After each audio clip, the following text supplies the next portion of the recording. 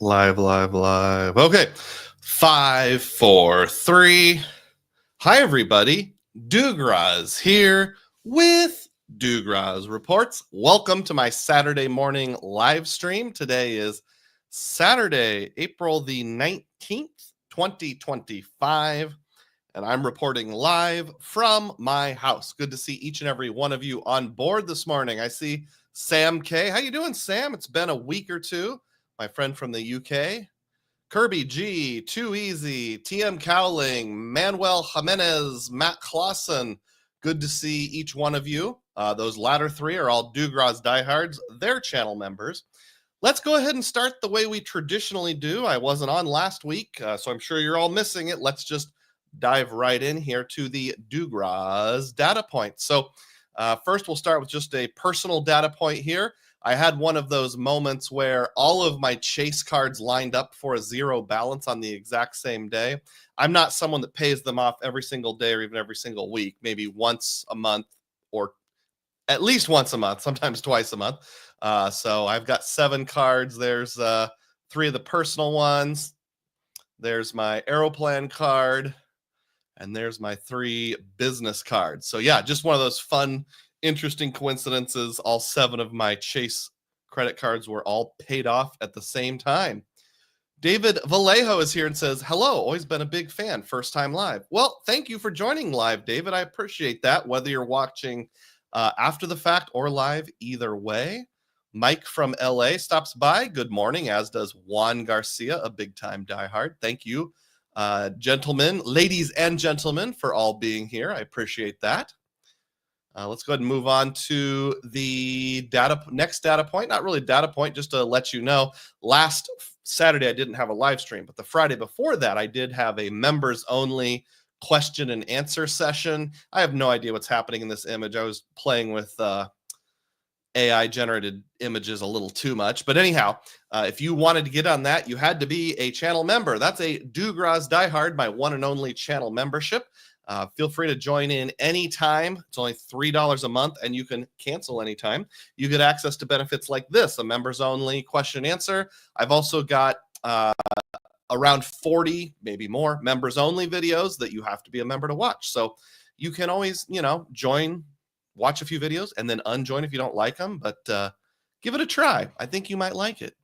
If you join while the live stream is ongoing, we get a little celebration thing on the side. Next, Dugroz data point. This is an interesting one. Hat tip to frequent miler. There is a huge 200,000 or 250,000 point offer plus $500. It's a targeted referral, and this is specific to the business platinum card. Well, this morning when I woke up and I saw this, I decided to take a look, and wouldn't you know it, Player 2's business platinum card has this referral. Now, this is one of those situations where you might have to try a couple different browsers, like incognito mode on Chrome. That's how I got it to come up, or Safari or Firefox, or on your cell phone. So if it doesn't work on the first try, keep trying. Her name is Deborah, which you'll see here. So what is the offer? Well, first of all, you have to spend $20,000 within 3 months to get a 250,000 Amex membership rewards points, which, that's not easy to do, but maybe if you're paying for a large expense, you could pull it off. And then on top of that, you get a $500 statement credit after spending $2,500 on qualifying flights booked either directly with airlines or through Amex Travel within the same first 3 months. And it says you can earn one or both of these offers. So I put a link in the description box of this very video. If you want to give it a try, I would appreciate that. Also, if you look over on the comments, it's the very first comment. I put it early this morning. Just use that link there. Again, try it in an incognito mode and see how that pans out. Dad on a Mission has arrived, also a diehard, and Frugal Dad Finance has arrived. Kirby G says, YouTube is trying to get me to subscribe to a completely unknown site. YouTube, please fix this. I maybe said the wrong person's name. Sam was the one who made that comment. I'm not sure what's up with that. Kirby says, personally, I pay it every time I'm on the app. Ha ha. Oh, you're one of those people that pays your credit cards off over and over and over again. Ian says, Dang, I'm late. I hope I didn't miss any epic data points. That last one was moderately epic. Mike Newland's here, also a diehard, as is Ian. Thank you for arriving. If you wanted to support my channel, you can drop a super chat down below or a super sticker for as low as 99 cents. I'll take them all. I'm not particular. Ugh, where were we? Too easy and TM Cowling all joining in the fun. Next, Dugroz data point. Hey, there's a picture of me petting a dog. And you're like, what in the world does petting a dog have to do with points and miles? It is an adorable dog. So first of all, the picture is just intrinsically worth sharing. By the way, I was going to mention that those of you who saw my members only live stream last week, some of the data points will be the same, but not all of them. So just hang in there if you see something that you didn't previously recognize. So there is a repair shop here in my greater Des Moines area called Christian Brothers Automotive. I needed to get some car repairs. It was a little over $1,400. I put about $400 on one credit card and then put the rest, $1,068, on my U.S. Bank Altitude Reserve because they had tap to pay. So one of the criticisms you'll sometimes hear of the Altitude Reserve is like, well, you know, gas, grocery, dining, these are all things where you can get 3 points per dollar anyway. So why would you use it? Well, I don't know of a lot of credit cards that get you 4.5% cashback equivalent consistently on auto repairs. This is one. So sorry, it's a grandfathered card. I can't talk about it forever because fewer and fewer people will have it in the future, but I'll brag a little while I can. Speaking of bragging, Ian drops a $19.99 super chat. Boom! Wow, with the comment last week one was awful. Welcome back. Thanks, Ian. Glad to have you here, and thank you to the folks that are very dedicated to watch every Saturday morning. Celebrate. Thank you, Ian. Wow, $20 to get the show going. That's great. Bang, Ian, let's go, says Kirby. I agree. We'll keep talking a little bit about data points that involve the U.S. Bank Altitude Reserve. I needed to buy a $25 Airbnb gift card, so I did that. And you want to guess how I paid for it? Yep, that's right. I used my U.S. Bank Altitude Reserve Touch to Pay. Now that I have a MacBook, I can do my fingerprint in the top right corner. Through Safari, there's lots of websites that allow for that. Not all, but many. So $25, and it qualifies for tap to pay. So that's 3 points per dollar. And then in terms of like what's going on with my Altitude Reserve points overall, right now I've got 32,965 points. And that's kind of important because I want to rent a car when I go to Albany, New York. And that's in less than a week and a half, about less than 2 weeks. So the rental that I have booked right now on a, pay at the counter type thing is $243. So I'm going to use my calculator here, $243. And then Hertz usually puts a $200 hold on it, and that's $443. Now, I'm not going to pay $443, but U.S. Bank's real-time rewards for the Altitude Reserve keys off of the initial charge, which I'm expecting to be around $443. So if I take that times 100 to convert it to points, and then divide by 1.5 because you get that 1.5 modifier, I need 29,533. So if my math is correct, I have just enough points, squeaked it out by about 3,000 points to be able to do that. And I'm hoping there's no problems with that. Now, another dilemma that I have, and I don't have a picture for it here, is I've been using AutoSlash to track my rental rates. And it says if I go with dollar instead of Hertz, which they're owned by the same company, but separate functional companies, I can do a pay now rate of, I think it was $200 on the button. So would you go $200 with dollar, or would you go $243 with Hertz? Now with Hertz, I have President Circle, so I can, in theory, skip the counter. This is going into Albany, New York, which isn't a gigantic airport, but it's also not a teeny tiny airport. Looks to be somewhere in the middle, probably about the same size as Des Moines, I would speculate. So being able to skip the line, is that a big deal? Does anybody have any opinions on that? Would you go $200 at dollar, or would you go $243 with Hertz? I'm sure it depends on who you ask. Chris Sevi is here and says, I would think the U.S. Bank Altitude Reserve will come back since Smartly was a big money loser. I would think so, too. I thought about even including some data points about, all the negative changes that happened with Smartly and how it's functionally dead for new applicants now. But I'm like, lots of people have shown that, so I don't need to. James V has arrived. How you doing? Cesar Joel says, mi hermano Doug. Currently on a family vacation in Toronto, Canada, but we'll catch the replay later. Appreciate you. Oh, Canada. Enjoy it, Cesar. Sounds awesome. Kirby says, rental cars are better when they're free. Free. Sam K says, Hertz sounds a little painful. Oh, I see what you did there. Ian says, Hertz. He would pay the extra $43. I like President Circle. Book the cheapest car and get the best car in the row. Kevin Hawthorne says, good morning from Lakeland, Florida. How you doing there, Kevin? And Mike from LA says, nothing wrong with still talking about the U.S. bar. It's the GOAT, and many of us have it thanks to you, parentheses, and Stan. I agree with that. Kirby says, I just got Hertz Present Circle with my Delta Reserve. I have only rented cars for work, but $200 is less than $243. That's true. So that would be about, what's that work out to in terms of points? 43 times 100 divided by 1.5. It would be around an extra 2,800 U.S. Bank Altitude Reserve points. So, convenience or points? I'm leaning towards taking the convenience because I am in kind of a hurry that morning. I'll get it. Matt says, can you launch a card for a third time, though? Don't see any reason why not. That second time, they only took it off for a month. All right, let's move right along here. What is next? Oh, yeah. So my new segment, Dugroz Eats. No, it's not my whole channel, but I'm going to talk about it.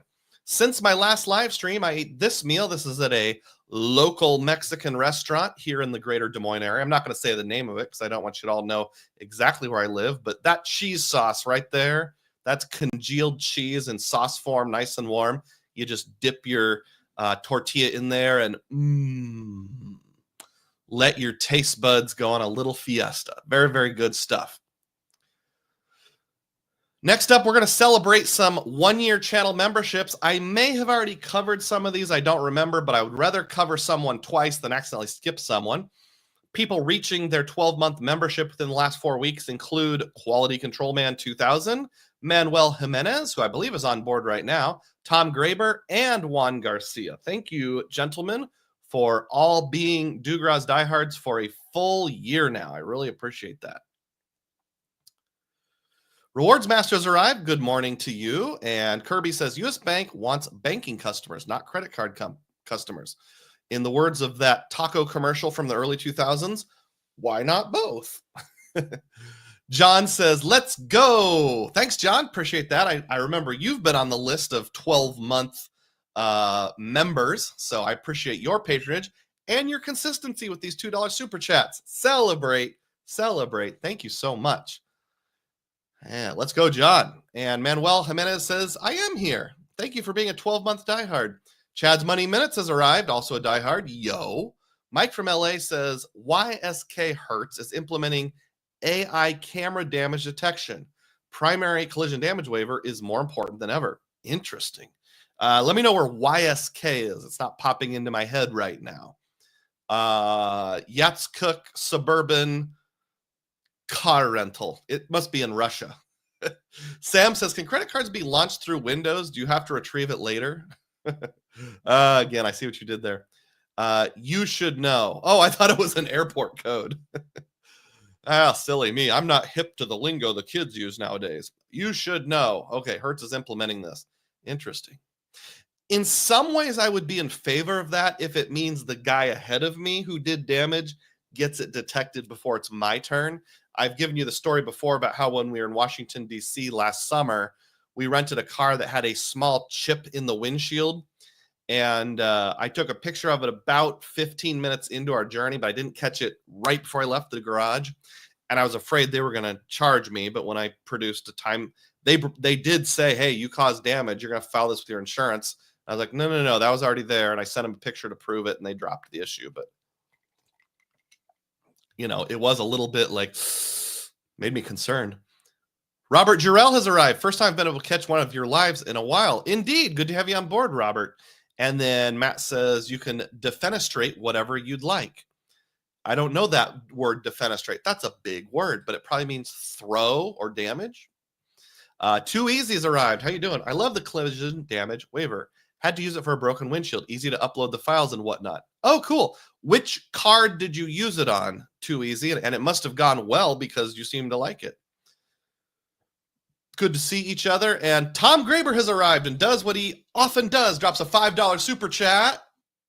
Celebrate. Thank you. Appreciate that. Defenestrate means to push through a window. That's an oddly specific word that's defined. That would be like if there was one specific word for lifting a ceramic mug to your mouth and taking a sip of cold water. Quangulation. All right, next Dugroz data point. Let's keep moving right along here. In the words of some random stormtroopers on Tatooine, move along. All right, so this data point is regarding a different U.S. Bank card, the U.S. Bank Cash Plus Visa. This is one that gives you 5% back on non-rotating categories every quarter. You have to choose the categories, but they don't change. That's why I say non-rotating. And the two categories that I almost always go with are utilities and then gyms and workout centers. Now, unfortunately, I had to blank all of these out because they all had like something in them that told you the name of the exact town that I live in. And I'm like, I'd rather not have that publicly displayed. So this one is, I think it's my water bill for any given month. Don't quote me on this. This one that ends in point is like an actual gym, like, get buff, lifting weights type gym. And then this middle one is my son's ninja gym academy / aerobics and gymnastics, like a gymnastics gym. So he does that kind of thing, like, wall climbing, rope climbing, laches, they also have like tumbling and stuff. He doesn't do that part, but $175 a month. And I'm like, I bet it codes as a gym. So I put it on this card. It used to be on the Venture X, which I don't hold anymore. I downgraded, but it's on this card now. But if you do the math here, they all are. The way US Bank does it is kind of confusing. Some purchases will give you 5% right away. Others will give you just 1%, and then they'll give you the 4% difference later. But if you do the math here, this one is not included. When you take the 4% bonus, it's only this other stuff. There might have been a different one. So I only got 4% on his Ninja Gym. It coded as education. I'm sure they teach classes like tumbling classes and stuff. In fact, I know they do. You can get private lessons or instructional sessions, also like birthday parties for 8-year-olds, that kind of stuff. But education, come on, man. So I did not get it. So I had to switch that to something else. So from now on, it's going on my Wells Fargo Signify Business Cash. At least it's getting 2 points per dollar. At least that's something. So just a random data point. Check your gyms to see if they're gyms or if they're education or if there's something else. Let's see. Where did we go? Okay, Too Easy is responding to what he said before about the collision damage waiver. We used the U.S. Bank Altitude Reserve. The hotel that was responsible even refunded us half our stay. We even used the platinum $200 hotel credit, so came out on top. Awesome. There must be quite a story there. We don't have to get into it right now. The hotel was responsible for cracking your windshield. Yeah, that's good to know because I do most of my car rentals on the Altitude Reserve. I would do all of them if I could, but I don't always have enough Altitude Reserve points because as a banger of a card as it is, since there's no like refer a friend bonuses, no sign up bonuses, it's hard to earn lots of points quickly. I see 55 people on board. Please click the thumbs up button if you've not yet done so. That drives more people in to watch it live. And if you're watching on later Saturday, Sunday, Monday, whatever, anytime after the fact, I would still like it if you click the thumbs up button because then more people will watch it after the fact. I know a week or 2 or 3 ago, we got up to 99 concurrent viewers. I don't think I've ever hit triple digits, so let's see if we can do it here. Robert says Fenster equals window in German. Okay, so the word defenestrate would have the root word in there somewhere. Let's go, Tom, with that super chat, says Kirby. Ian says, my water bill is $250 a quarter easy, $500 plus in the summer. Ooh. Yeah, mine runs in that 160 to 185 range per month. Because I work from home, there's a lot more toilet flushing and hand washing than the average average person. So 250 a quarter, that's actually less than mine on the low side. 500, a little more. I hate it here. Remind me what state you live in, Ian. I can't think of it. Kirby says it sounds like you need to go to the Ninja Gym and instruct them how to code things better. I don't know if that would go over well or not. How easy, all of you business owners out there, how easy is it to change your, what do they call it? MCC codes?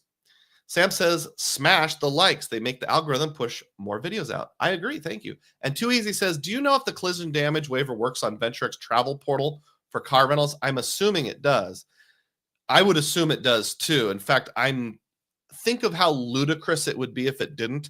If you're using the VentureX through the Capital One portal, their own portal, and you pay for it with the VentureX or their own credit, and they didn't, that would be terrible publicity. So I have to imagine it works. Still 54 people on board. Keep clicking that like button. All right. Did I already do this one or not? Yes, I did. That was the workout centers. We got a picture of some groceries here. So this is my DoorDash run for the first half of this month. And I did this at Dollar General. I need to start doing it somewhere else where the prices are a little better. But it came out to $12.55 or 65 cents, 55 cents, $12.55. I'll go back to that prior picture. Just like to let you see how I think about value. So these items are probably the milk and the mayonnaise, probably about $3 each. So put it together, you got $6. Tomato cans are about 75 cents each. So that's $1.50. The 2 banquet pot pies, about 75 cents each. This is if I bought it at Aldi or Hy-Vee or somewhere that's a little less expensive. So we got $3 here, $6 here. This is about $9 worth of groceries. And when I looked things over, bringing this back up. So we got about $12.50. I think I left a $3 tip. So that was 12.5. That takes up to 15.5, roughly $16. So I got $9 worth of groceries for 16 minus the $10 credit you get from DoorDash. So netting about $6. So $9 of grocery for $6. How much should I value that credit at? Well, this time I value it at $3. So definitely not face the value of $10, but hey, $3 saved. I'll take it. I have to blow my nose here, folks. So let me mute it. And hopefully I don't forget to unmute it.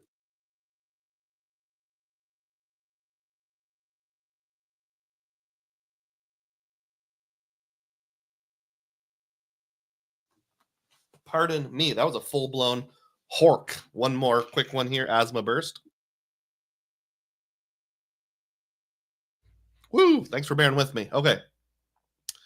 Moving right along. We got another picture of a receipt here, but this is a different receipt. This is just kind of a funny story. So here we have a Mexican restaurant. I think I missed a couple data points. In fact, I know I did earlier. I'll come back to them. This is a receipt for a Mexican restaurant, and you'll see I have the price here. It's kind of hard to see. $14.02. I always like to make round numbers when possible. $7.98 with tip $49. So yeah, the charge should have come out to $49, but what did it actually come out to? This was on my PayPal debit card. It came out to $46.02. $46.02. How do you get $46.02? That's less than what it should have been. Well, if you take the exact price, $41.02, and add $5, it's $46.02. So I have this headcanon in my imagination that went something like this. Oh, crud, we lost the receipt. Did you see that guy and his friend that came in and ate a meal? How much did they tip? I don't remember. I know he left a tip, but I lost the receipt. Let's just assume they gave a $5 tip. Okay, so I think they lost the receipt and just entered the tip for $5, which I'm not mad. I feel kind of bad. The server got ripped off by almost $3, but ain't my fault. All right, now I'm going to go back and pick up the data points that I accidentally missed earlier when I did a couple things out of order. Speaking of Hertz versus dollar, This is hat tip to a website. I'm not sure what it's called. TC, is it TechCrunch? If anybody knows, put a comment so they get proper credit. Hertz says customers' personal data and driver's licenses stolen in a data breach. Well, it's another day that ends in Y. Hasn't it gotten kind of old hearing about all these data breaches? Now, this was mainly in some foreign countries, I think in Europe, and some US states, not all of them. I think I remember Texas and California were on the list. Iowa was not, for whatever that's worth. Not that I'm renting a lot of cars in Iowa. I do occasionally. But yeah, just, I guess, keep an eye on your credit and stuff. But this kind of stuff happens all the time. I swear it's at least 8 times a year nowadays that I get a letter in the mail that says, I'm so sorry, there was a data breach, but here, sign up for some free credit monitoring. Of course, I already have free credit monitoring through like 27 different sources, so it's not all that exciting. This is back to the question about third parties. Tweety says, technically it's a third party. I stand by my guess that it probably works. Mertz Collectibles says, don't you need the full amount for real-time rewards, even if the amount redeems is less than that, meaning you'd need 44,300 points for the rental? That's a good question to bring up, Mertz. You were correct at one point in time, but that is no longer correct. So when I first got the Altitude Reserve back in the year 2000, yes, you had to have the full amount of points to trigger real-time rewards. Somewhere around 2 years ago, they did away with that. You don't have to have the 44,000 in my example. You only have to have the 29,000 and change. And I did already test that once because I had a car rental where I really, really cut it close and I just barely had enough points, even with the 1.5, and it did trigger. So if that changes when I get back from Albany, I'll let you know. But at least I have one very solid data point that if you only have the 1.5 equivalent, you're okay. Kirby says, in my 2-week trial as a bartender at college, the amount of receipts that became destroyed or had no legible tip made my life terrible. I get that. Interested to hear if you'll get it? Yep, I'll let you know. Austin Strand. I don't think we've met before, Austin. Second time catching the live stream. I did upgrade to the CSR and then used the 1.5 portal to book airfare for my brother's wedding in September. Awesome. That's a great redemption there, Austin. Nothing wrong with using that sort of 1.5. In fact, I often talk about the joy of 1.5. There will actually be a mention of that in the theme of the day today, which I haven't even previewed yet. So let's do that now. Today's theme of the day is I gotta be an airline free agent. I gotta be a free cowboy and not dedicate myself to just one airline or in excess loyalty, put too much stock into one given airline. I did make a couple of mistakes accidentally, and I'm going to share my mistakes with you. Clairvoyant says, I'm finally back here live. Good morning. Good morning. Happy to see you. If you and others would click the thumbs up button, we're kind of stuck in the 50s here. Let's see if we can get to a higher amount of people. Maybe some of the people in the Mountain Time Zone and the Pacific Time Zone will start waking up any moment now.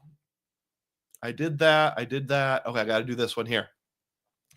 A little more commentary on the PayPal debit card. So this is my PayPal debit card from a purchase on March 31st. It was still in the month of March at a restaurant called Jethro's. There's a bunch of Jethro's barbecues here in the Des Moines, Iowa area. And I did get my 5% bonus points. Excellent. But then on my first purchase, or at least one of my first purchases during the month of April, Lindo Jaliscomex Canares, another Mexican restaurant, not the same picture I showed earlier. It is the same restaurant with the receipt mistake, but different purchase. No bonus points are showing. Well, the reason why is I didn't realize this. You have to re-elect your bonus categories every month. There was no email prompting me or anything like that, like there's with US Bank. So I had to go into the debit card and do it. Unlike Chase, they don't do it retroactive either. So if I made a purchase on April 6th, but I didn't choose my categories until April 7th. In fact, I think I actually chose it the same day I ate there and it still didn't code. So you have to make sure you do it at least one day before. So if you're using the PayPal debit card, don't forget to elect your categories. Let's see. We did the petting the dog. We did the car repairs. We did that. We did that. We did that. Just making sure I didn't miss any here. Nope. All right. Totally random data point. Look at this. I was out coming back from going to the bank and I saw this dude with this bike with like this big trash jug thing hooked to the back and his kids riding in it. That guy is a legend. I don't know if he made it himself or they sell them like that, but that's pretty impressive. Plus, they're both wearing helmets, so good on them. I just thought that was interesting and worth sharing. Too Easy says, we love Southwest because of our CP, Companion Pass. I hope they don't go away with it. I'm going to work on our second Companion Pass for Player 2 this year. Yeah, if I flew with a companion a lot, I would, but I've usually only got one trip a year, and Southwest usually doesn't work out with multiple family members. Matt says, so PayPal is going the Discover route. Makes sense, but customer hostile. Oh, so have we confirmed that PayPal is going to use Discover card for their credit and debit card? Not Discover card, but is going to use Discover as their payment processing network? Sorry if I missed that. He does not approve. Sam K says, YouTube isn't updating my screen. It still says 16 watching. I have to keep closing the app and then reopening it and forced to watch advertisements. I'm sorry, Sam. The good news is the advertisements benefit me at least. Clairvoyant says, PayPal prompts you in the app. It says it's time to choose new categories under the PayPal balance section. That's true. I just didn't bother to look. So learn from my mistakes. All right, next data point here. I shared this with the members only live stream. When we fly to Europe this summer, we have to go through the Big Apple. So this is a hotel called the Graduate by Hilton, New York, and it's on Roosevelt Island, which is in the East River. And it looks really nice. It gets pretty good reviews, but I've never stayed at a Graduate, thinking about using my free night certificate there. Have any of you stayed at a Graduate hotel? Plus, I think it'd be really cool to stay at the only hotel on all of Roosevelt Island. Anyhow, Matt says set and forget. I don't think you can do that. I think you have to manually elect it each month, like Robert seems to be hinting at. But if I'm wrong, correct me. If there's a way to make it permanent, just say so. Let me know if any of you have any tips on Graduate Hilton hotels, or specifically the one on Roosevelt Island in New York City. Next data point here. This is a hat tip to Doctor of Credit. The Wells Fargo Choice Privileges card, this is the no annual fee card, is currently offering 60,000 choice points, and you'll have to spend $1,000 in 3 months to get there. It's not on my short list. My mom has this card for whatever it's worth, but I think for a lower end no annual fee card, that's actually pretty good. I think one of the videos I did quite a while back, I valued choice points anywhere between 1 and 1.25 cents per point if you do some decent cherry picking. So that would be somewhere around 600, maybe 725 in value. I think it's pretty okay. Matt says Discover card requires you to activate before any points without any points back. That to me is hostile to all, user hostile to all. Oh, okay. So you don't mean their debit card is going to become a Discover card. You mean they're behaving like Discover card. Does the choice card come with status? I know the annual fee one, the $95 annual fee one does. I don't know that this one does, or if it does, it's such like their basic entry level wood status or something like that, that it probably doesn't matter. And I don't even know what choice status really even gets you. I apologize. Next, also hat tip to Doctor of Credit. I'm not sure why there's no picture, but the Chase IHG Premier Business Card 200,000 point offer is ending soon. I've thought about hopping on this one, so I'm actually kind of reminding myself. The update posted by Doc on the 18th, which was just yesterday, says ends soon, according to sites with affiliate links. It doesn't tell us how soon is soon, but if you're planning on hopping on it, you might want to do that sooner than later. I have a referral link for it, although I don't have it posted. So shoot me a message on Discord or any of my videos if you want my referral link, and I'd appreciate that. All right. Hey, we got 61 people on board. We've cleared the 60 hurdle, and we're about 40 minutes in. So I got to pick up the pace here because I've got a few more data points. Then we'll get to the theme of the day. I'm just going to talk about Amex a little bit and some Amex points that I got. First of all, this one confuses me. This is at least the second time that I've seen it. a random charge appears on a Amex card called DR Adjustment Redistribution Cadaver Principle or something like that. And then they immediately credit you back the exact same amount. Does anybody know what that is or why it happens? I have no clue. Chad from Chad's Money Minutes last week said it has shown up on his card too, although his was a much higher dollar amount. I guess as long as they're crediting it back, I'm not upset, but it's like, what is that? I asked a chat rep once and they could not explain it. They tried to give an explanation, but it was very obvious they were making something up, or at least it was an incomplete thought. Let's move along to some other things. So booking this trip to upstate New York, I did a couple tricks through Delta using Amex. The first one was I bought a gift card, and I told you I was going to do this. I had a little bit of a gift card fiasco because Delta gift cards take 36 to 48 hours to activate for whatever reason, but it did eventually activate. So the portion that didn't go on the gift card was $130.19. And sure enough, a few days later, $130.19 credited back. So that airline incidental fee was reimbursed. It did trigger it. And now I've got about $70 left. Delta is my chosen airline this year. And then also for my return trip, I booked a one-way on Delta just straight up through Amex Travel. It was $198, and what they do is they charge you, then they credit it back and convert it into points. So I'll show you a screenshot of that here. Right there. So they took out 19,818 points, and then the very next day they rebated me 6,937 points. So that's that 35% rebate, which functionally brings it to about 1.53 cents per point. And this is all on my wife's business platinum card. If you're wondering which specific Amex card does that, I should have mentioned that just a few moments ago. So it's my wife's business platinum card.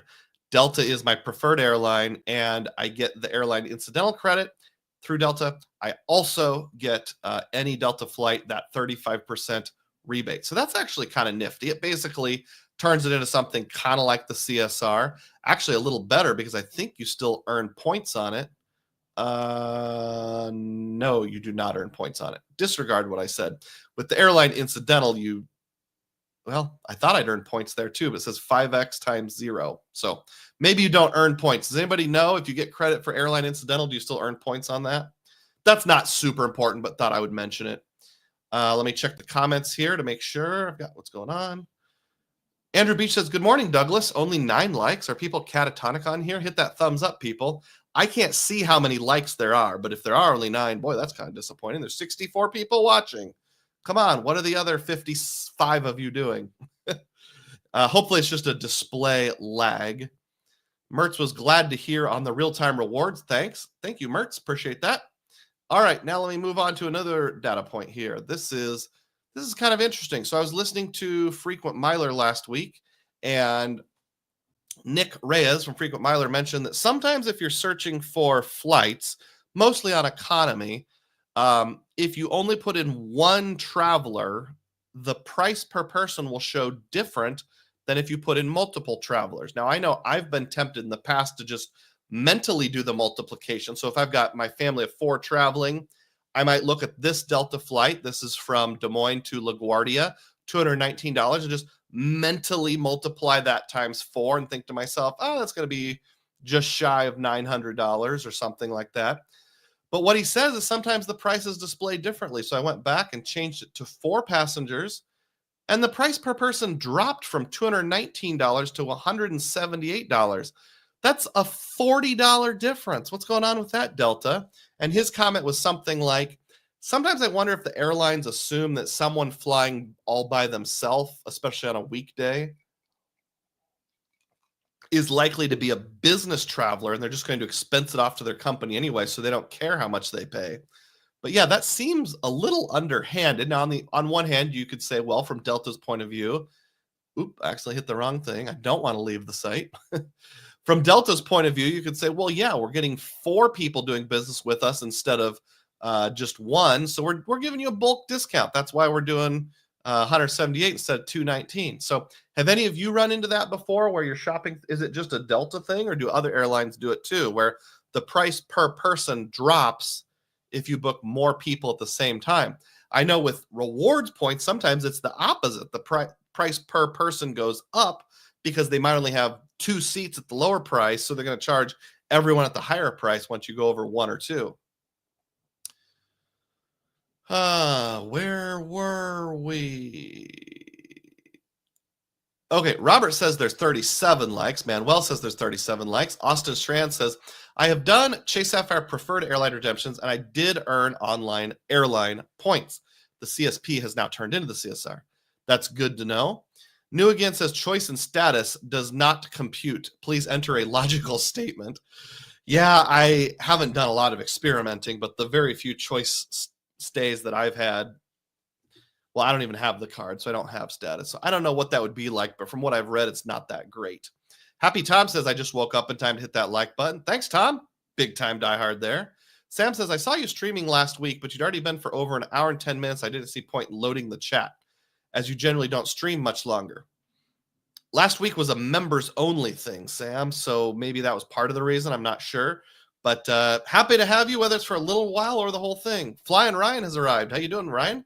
Good to see you.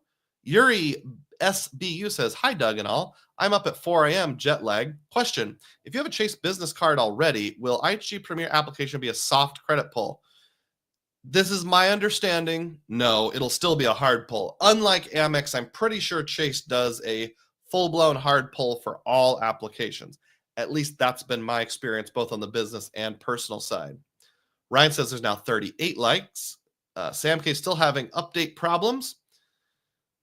Let's see. I think I've got one last data point here. This is an Amex offer that I just thought was a pretty good one. Hat tip Doctor of Credit. And this Amex offer says if you spend in Delta Airlines via Amex Travel, so you have to go through their portal, if you spend $500 or more, you get a $100 statement credit. Hey, who wouldn't take a 20% discount? I know sometimes people say they have problems with portals. I did it recently here with Amex, and I just put in my Delta frequent flyer number, and the next time I opened the app on my phone, the flight showed there. Now, I know if I had to cancel or something like that, it might get a little more interesting. I actually have a situation where I'm probably going to be canceling a single ticket flight on American booked through the Amex travel portal that's changeable but not cancelable. So I'll let you know how that goes. I've heard it's a little bit of a hassle to change to a different flight. We'll find out. Happy Tom says, confirming the hard pull on the IHG biz. That's what I thought. So this data point that's on the screen right now, spend $500 or more, receive $100 statement credit. Just tuck that away. That might come in handy. That's like a 20% cash back. Obviously, if you're spending more than $500, it wouldn't be, but we'll bring up this illustration later, assuming I remember. All right. Do you know what time it is, friends and family? It's time to transition into the theme of the day, theme of the day, theme of the day. And before I do, if you would be kind enough, please make sure you've clicked the thumbs up button and also drop a super sticker or super chat for any amount of money that helps support my channel. About 20% goes into my family's budget. The other 80% is reinvested in my channel through technology or phones or a new microphone, or I already got the new microphone, something or another. So thank you so much for your support. D Green, don't think we've met before, D Green. Amex offers and Capital One offers have been really good lately. And J2000 is here. Data point, I used 500,000 Hilton points on a 6-night stay at an all-inclusive Hilton La Romana in the Dominican Republic. Was expecting to pay at checkout $100 per day for each kid, but we were never charged. Sweet. Hopefully you aren't ever charged. Yeah, I've heard about those kids charges, but glad you didn't get charged. That's pretty awesome. Where was I? Theme of the day, theme of the day, theme of the day. Let's make this full screen here. And here we go. So today's theme is airline loyalty. No, or why I must be a free agent. So we can see based on the picture here that I'm a cowboy. I'm a free agent celebrating my freedom to go to any particular airline. I don't have to be committed to anyone. Don't fence me in. Give me Flexibility on my airline miles. I like how when I used AI to add a vest and a hat, it not only added the vest, it took off about 30 pounds. I appreciate that. Thank you, artificial intelligence, for doing that. So what are we talking about here? I'm going to give you 2 case studies about why I think I need to be a free Lone Ranger and not be committed to any given airline. And I don't just mean in terms of status, but even like having a preferred airline or where I put points, those kind of things. And I'm going to illustrate this with 2 different case studies. Let me blow my nose here.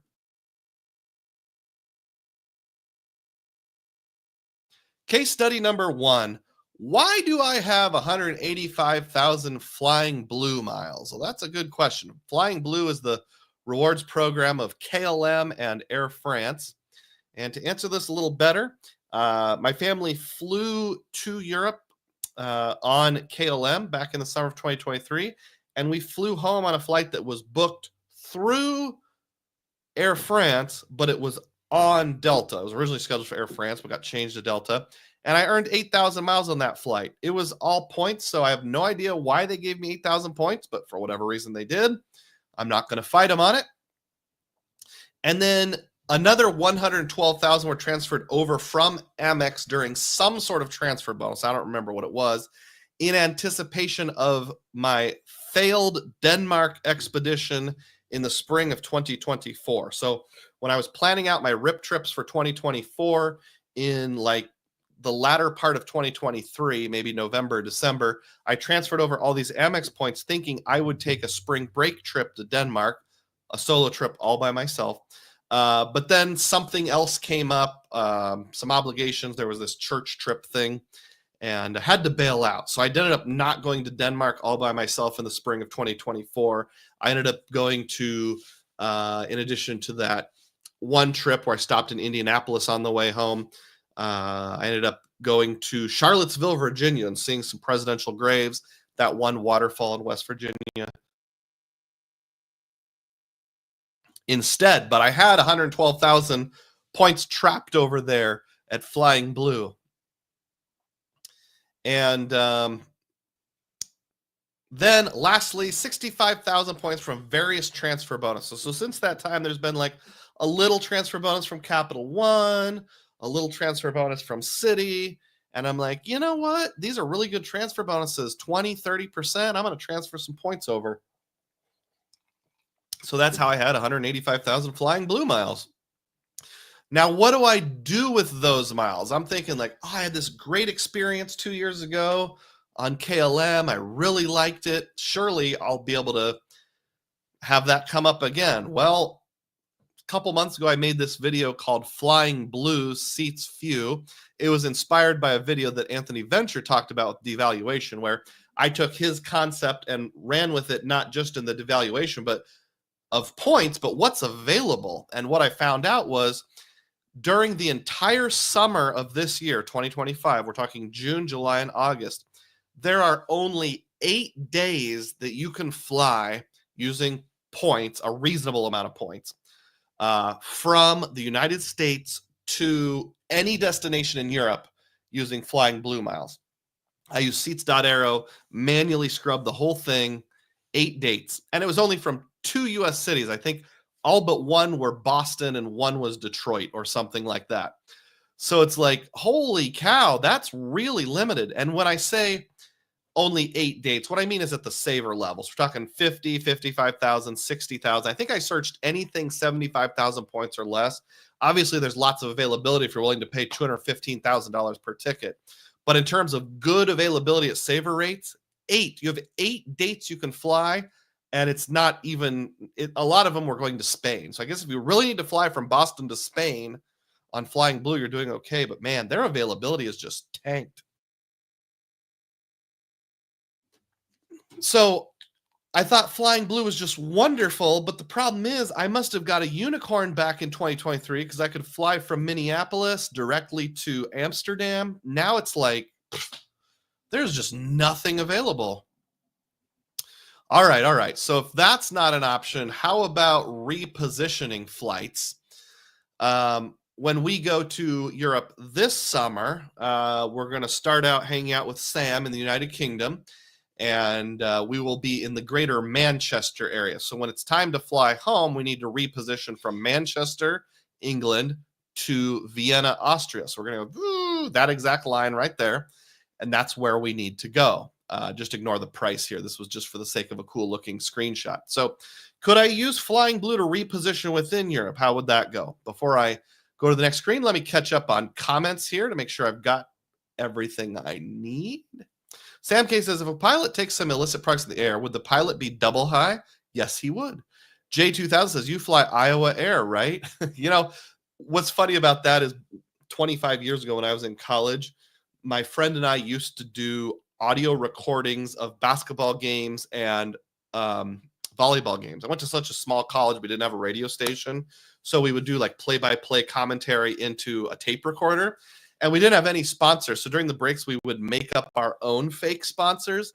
And one of them was called Iowa Airways. And it was like, do you want to fly from Marshalltown to Polk City? Use Iowa Airways. Avoid the prices of the Des Moines International Airport. When an American says they visit Europe, what part do they mean? Well, in my case, this summer, it will be England, Wales, and Austria. We might hop over to Slovakia just to say I've done it. Xavier has arrived and drops a $4.99 super chat. Celebrate. Thank you, Xavier. I really appreciate your patronage. Very meaningful. Thank you. Keep clicking the thumbs up button. We're up in the 70s now. Let's see if we can get triple digits here. And MR asks Sam, when an American goes to Europe, what do they mean? MR says 90% of the time it's Spain, France, or Italy, aka the legacy brand countries. Awesome. Why don't they say the country then? Europe is huge. Well, maybe I should change my behavior, but for me, it's easier to say, 2 summers ago, I'm going to England, Wales, the Netherlands, and Sweden. That's just kind of a mouthful, so it's easier to say my European vacation. MR says, I just tuned in. Out of context, my comment could be gibberish. Oops. I don't think it's too much gibberish. I understand it. S. Gabor 16's on board. How you doing, S. Gabor? Ever hear of someone getting a second Capital One card in less than 6 months? I am pre-approved for the Saver with the sub 4 months after getting the Venture X. I think go for it. See what happens. That's a good combo. I would try it. Ian asks, have you ever flown with the Essential Air Service out there in Iowa? I have not. I've really thought about it. There's this super fun route you can take on a little tiny plane that holds like 6 to 12 passengers from Fort Dodge to Mason City to Burlington to Chicago on some little tiny airline that only survives because of government subsidies. So I thought it would be really fun to do like a long weekend where it's like, this weekend, I'm flying from Fort Dodge to Burlington, hopping on Amtrak, riding to Ottumwa, then catching a bus and coming back to Des Moines, where then I will have to somehow get to Fort Dodge to retrieve my car. So I've thought about it. I just haven't actually done it. In fact, my hometown, Ottumwa, Iowa, has an airport. There's no longer any commercial flights, but for a few years in the 90s, they had I think it was United flight that would go twice a week from Ottumwa to Chicago. How about that? Hey, Robert has dropped a $1.99 super sticker. Thank you, Robert. Celebrate. Hey, that really helps out the channel and my family. I appreciate that. New Again says to Sam, for Americans, Europe equals Western and Northern Europe. Interesting. And Catch 631 says, I say I'm going to Europe because I'm working on a trip to Ireland, and then I'm going to England, and then several other countries via train ending in Germany. Yeah, that's what I was thinking. New Again says, Burlington plus money. I'm not exactly sure what you're getting out there, but maybe I'll revive my idea to just fly around Iowa one of these days. I don't know if I love the idea of taking a commercial flight on a plane that's so small there's only one pilot and no flight attendants. Anyhow, back to the main tabulation here, main event, I should say. How about repositioning? All right. So we're thinking about Flying Blue and repositioning options, Manchester to Vienna on Google Flights. Now, the prices listed here are going to be basic economy. So if you're flying main cabin, it'll be a little more than that. I almost always prefer main cabin because I want to keep, the ability to select seats on the day I check in. I want the ability to change if necessary. But quick glance, These are the only 3 halfway decent flights there are. Now, there's a lot more, but you go much more, you're either arriving at midnight or you have like a 9-hour layover, or you end up having an overnight stopover, and I don't want to do that. I want to fly normal halfway decent hours. So the Flying Blue flight with KLM here that leaves at 1:45 and arrives at 7:10 looks best by far. 8 would be pretty early. 6:05 would just be insane.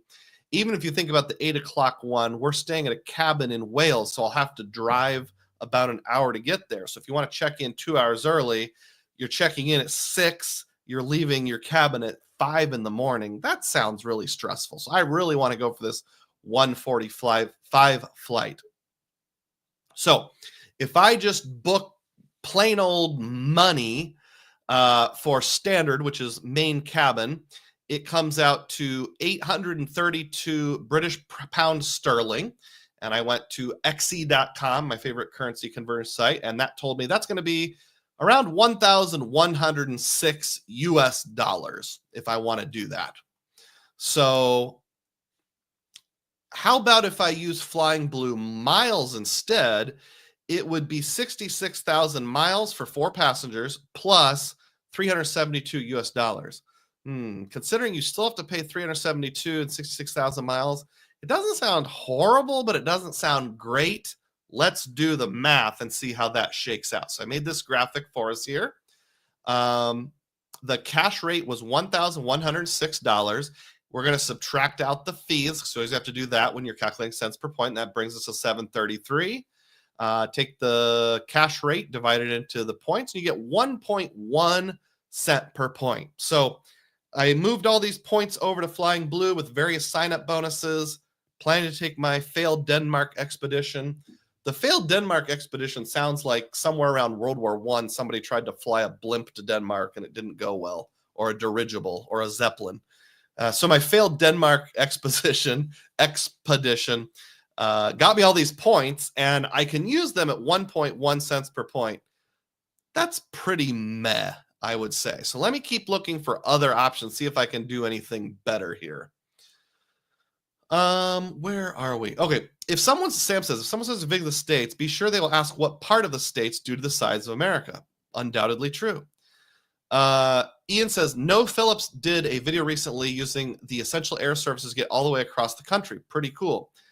I've thought about that before. Like, if you're flying from New York City to Dallas, Texas, why couldn't you have a layover in Des Moines, Iowa? American flies from New York to Des Moines. It flies from Des Moines to Dallas. It's probably more expensive most of the time, but I got to figure some point in history there's a cheaper way to do that. But that would be even smaller airports. That's like Grand Island, Nebraska, and that kind of stuff. Catch 631 says, I got my Venturex in August and my Saver Christmas Eve. August, September, October, November, December. It's only 4 months apart, but I also had the Quicksilver for 7 years at that point. That's a good data point. Make that Noel Phillips in Ian's comments. And then, hey, look, MR dropped $4.99. He shoots, he scores, celebrate. Thank you, MR. I really appreciate that. Sounds like something is rotten in the state of Denmark, says MR. No, just failed Zeppelin rides. Kirby says 1.1 cents per point for Amex points is not ideal. Yeah, a lot of them did come from Amex, and I'm sure there was some sort of transfer bonus. I just don't remember what it was. I'll come back to that in just a few seconds. Yuri BSU says, Doug, I missed what did you book for the US to UK flight leg? I'll come back to that in a few moments also. Just hang in there. New Again says, I found it difficult to get more than 1.2 cents per point on KLM as well, while within the European Union at least. Sounds like your experience is matching my experience thus far. And I realized the background that I chose for my presentation and the background on StreamYard clash pretty badly. So sorry about that, folks. We'll just roll with it, though. We'll keep going here. Oh, man, that's terrible. How do I change my background? Can I do that quickly and easily? Style. Let's see. Brand color. Nope, that's not it. Media assets. Overlay. Oh, I have to pay for those.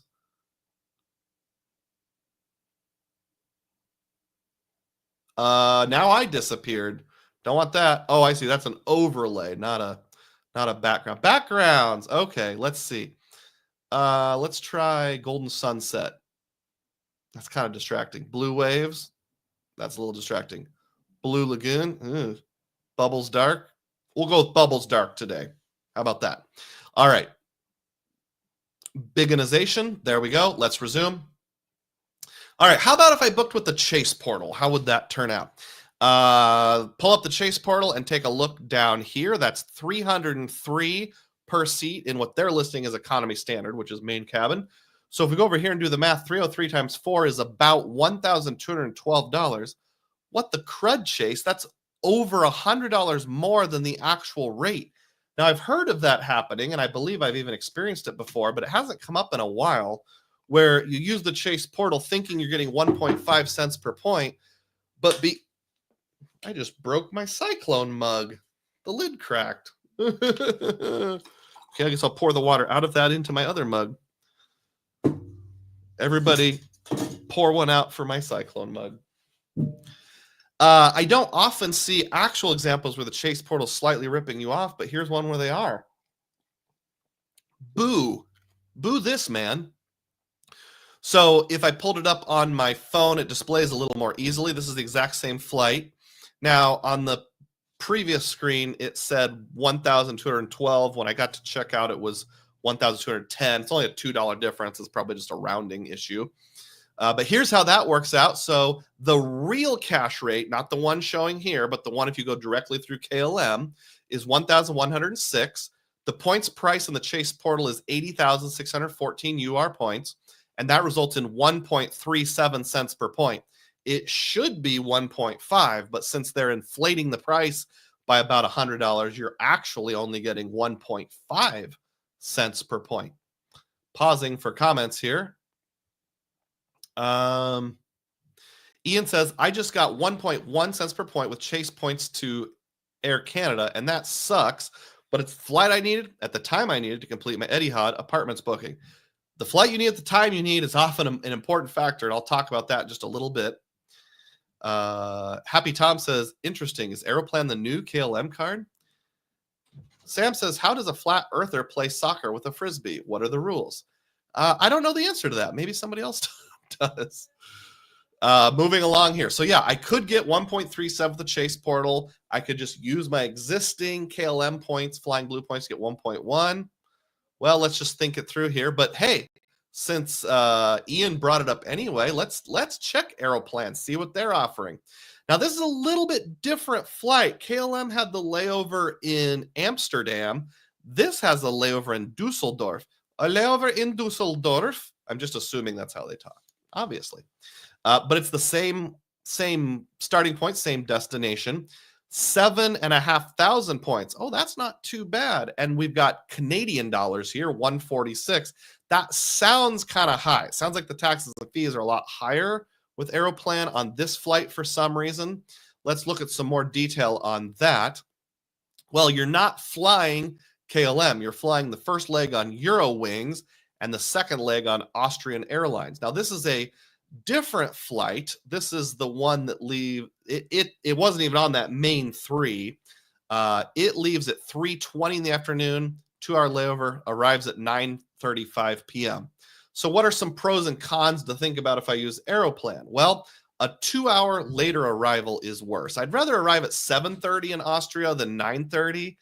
You know, I like to have time to kind of settle in. I want it to still be light out. I'm not saying we're going to go see the sights, but there's a park close to our hotel. We might walk around the park and just take in the beautiful atmosphere there in Vienna. 7,500 points each is only 30,000 points. That's much better than the 66,000 that Flying Blue wanted, but the fees are also higher. So we have to take that into consideration. Not a ton higher. Instead of 370-ish, we're talking 420. So not a major difference. That nets out to 686 on the net for fees, which comes to 2.3 cents per point. Now, is this good? It's okay. So much like I think it was Ian said, the right flight at the right time, this is a situation where it's like I would get a lot better value with Aeroplan, but it's not quite the flight that I want to take. So I think there's a lot of subjectivity there about what you might go with. So the question is, what did I go with? I went with the Flying Blue points, and my main rationale was because I had them anyway. Look at this picture down here in the lower left-hand corner. I don't know what that is. That's in Vienna. That looks beautiful. I love that picture. So I asked AI to make a picture of me in Dutch clothing since I'm flying KLM, and apparently this is Dutch. The hat, I don't know what that hat is and why it's so high on my head. Other than the hat, it looks like I'm the guy who meets you on a Caribbean island when you get off the cruise ship. Hello, my friends. Welcome to our beautiful island. So apparently that's what AI thinks Dutch people look like, apparently. But anyway, doing the math here. So once again, in review, it was 1.1 cents per point. And my main rationale for going there was because of I already had the points. They were trapped over there. I had 185,000 points. I don't know when I'm going to use them. Aeroplan was clearly a better value. 2 hours later arrival. I could also spend 2 more hours in the United Kingdom. But I went with KLM because, again, I had the points, less good of a value instead of, what was it? 2.3 cents per point. I settled for the 1.1 cents per point. But you know what? I don't know that I'm going to ever be able to use these points on anything other than intra-European repositioning flights. Maybe it'll be a great deal. Who knows? But I still got a whole bunch left. Another thing just worth mentioning is the $373 in fees went on my Player 2's Aeroplan card. So I'm going to, boom, pay myself back on that. And that seemed worth doing. Now, I want to be careful because I only have so much bandwidth. You can only use 200,000 Aeroplan points. So that's what? 373, 37,000 divided by 1.25, probably around 30,000 of those points. So I'm already using somewhere around 15% of them. But this is a legitimate use to make my flight cheaper, make my whole trip cheaper. And then I also paid about $50 in seat upgrades. You can wait until the day before check-in and pick your seat for free. But on the second leg, not the leg from Manchester to Amsterdam, but from Amsterdam to Vienna, it's a bigger plane. It's a 3x3. I really wanted to sit in an exit row. So I upgraded. So the wife and I will sit in an exit row, and the 2 teenagers will sit in the row directly behind the exit row. So they don't get as good as seats, but hey, they're teenagers. They can handle it. It's like an hour-and-a-half flight. So sitting in the exit row is not a huge deal, but let's spoil myself and Player 2 a little bit. As I've often said, wife points are greater than Aeroplan points. All right, so that is my first case study. I think I'm ready for the second one. Let me catch up on comments real quick here. MR says the KLM lounge at Amsterdam Airport is nice if you have SkyTeam status. I don't, and since this is main cabin, I won't get in. But you know what I did find? There are some Priority Pass lounges and I think at least one Priority Pass restaurant. So I could use my Altitude Reserve, one of my 8 or 4 of my 8, since my whole family, Priority Pass restaurant visits. Or maybe that was Manchester. I think that was in Manchester. So we'll get to Manchester early and have a good hearty meal, hopefully, thanks to US Bank. Andrew Beach says Cyclone's not a big loss. Hey! Happy Tom says I'm off to buy chocolate bunnies. We'll catch up later. Thanks for the content, sir. You're welcome.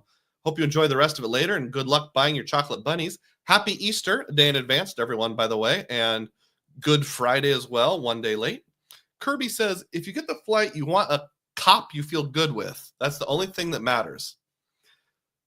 I'm not sure if that was a slip of the keyboard or if that was intentional.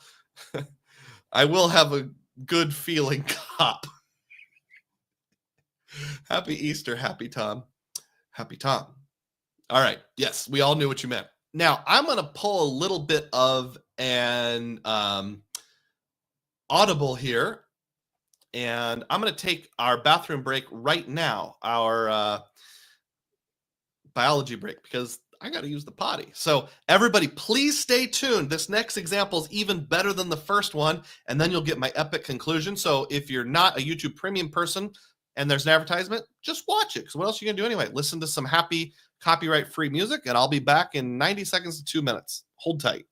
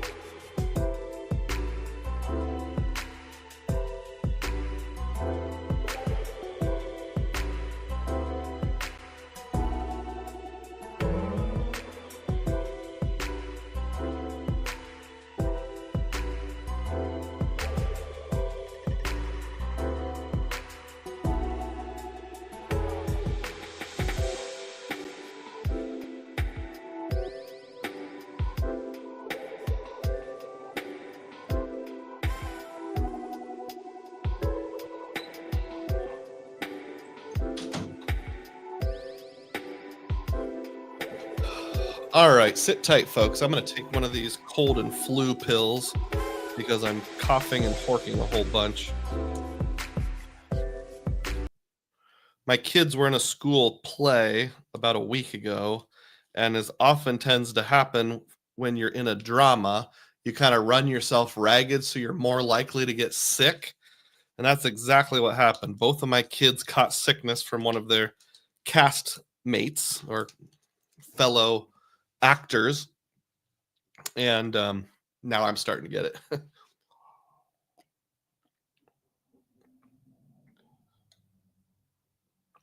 I also ran out of water. Be right back.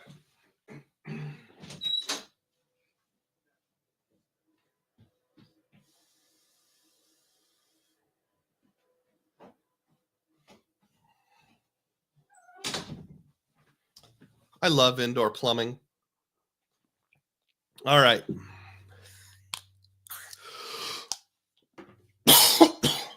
Those of you watching after the fact, fast forward and stop right now. Okay. So catching up on comments here. Kirby meant to say cents per point, not cop. Cop you feel. Sam says, Easter is excellent. And QC Man dropped a $1.99 super sticker. I apologize. I can't see what the super sticker is because I'm not on YouTube. I'm on StreamYard, but that's excellent. Thank you, QC Man. Celebrate. May your quality control be excellent. And he also says, if your partner's a cop, then you're fine. Sounds dramatic. It was. Wear a snorkel to avoid getting cold and flu, says Sam. And Bill Wright has arrived. Our gym expensive also does not code as a gym health club. Our gym, which is expensive, does not code as a gym health club. Last year I discovered this being disappointed with the flex category. I can see that. I don't think we've met before, Bill. So about 23 years ago, when I worked for a small Bible college and did fundraising, I met a guy in Cedar Rapids, Iowa named Bill Wright. Are you the same one? You would probably be in your mid-90s by now if you are, so I doubt it. MR says, the gym bill should always be a flex category. Bro, do you even lift? I totally agree. One of my boys is into lifting now, and I kind of make fun of him. Like, Hans and Franz from the old Saturday Night Live. We are here to pump you up.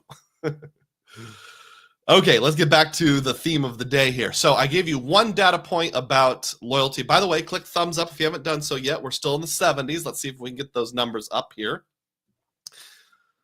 Before I move on to the next data point, let's summarize. What did moderate Flying Blue loyalty get me? And I say moderate because it's not like I'm trying to pursue status with Flying Blue, but I kind of had this emotional connection and a good experience, which made me kind of loyal to them in the sense of I did some speculative transfers thinking I'll probably use them again. And here we are now.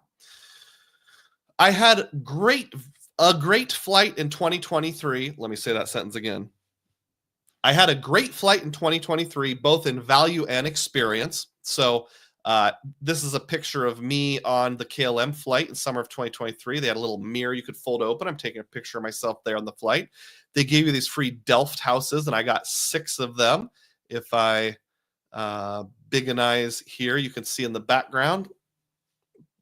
There they are. There's 6. They're kind of an angle, so it's hard to see one of them.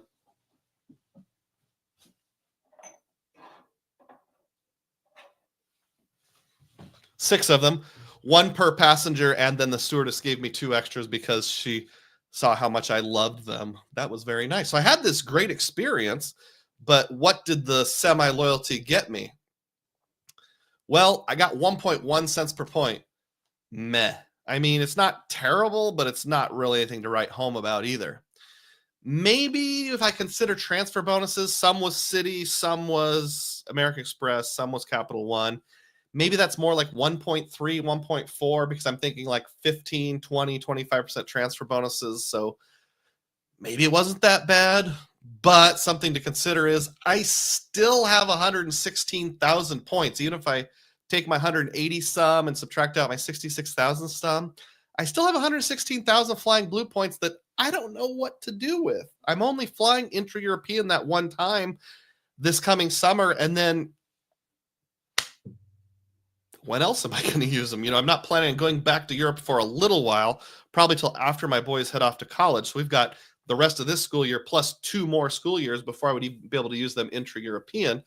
Now, sometimes you can use Flying Blue miles to book Delta within the United States, but definitely not always, and very rarely out of or returning to Des Moines. Usually it's between the bigger cities. So I'll keep an eye out for that. So this is one reason why I need to be an airline free agent, because showing a moderate degree of loyalty to Flying Blue is kind of a pain point now. I've got over 100,000 points. I mean, if you think about it, even if I had moved these, let's say from Amex, now that my wife has the Business Platinum, or Capital One and used the Travel Eraser, I could have gotten $1,100 of miscellaneous travel just by cashing out those points.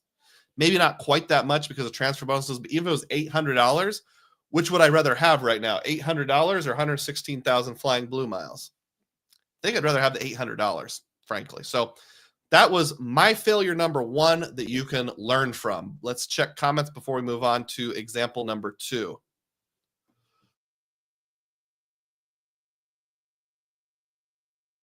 New Again asks, why are people still surprised that Chase Freedom Flex sucks? I get great uses out of it now and then. Sam says, America has gyms with alarms that go off with noises. How do they deal with accidental flatulence? That could happen under pressure from lifting heavy items. That specific gym is called Planet Fitness, and it's sort of like the workout center for people that want a low commitment. Oh yeah, MR just said that. Only Planet Fitness has the alarms. It would be funny if somebody farted and the alarm went off.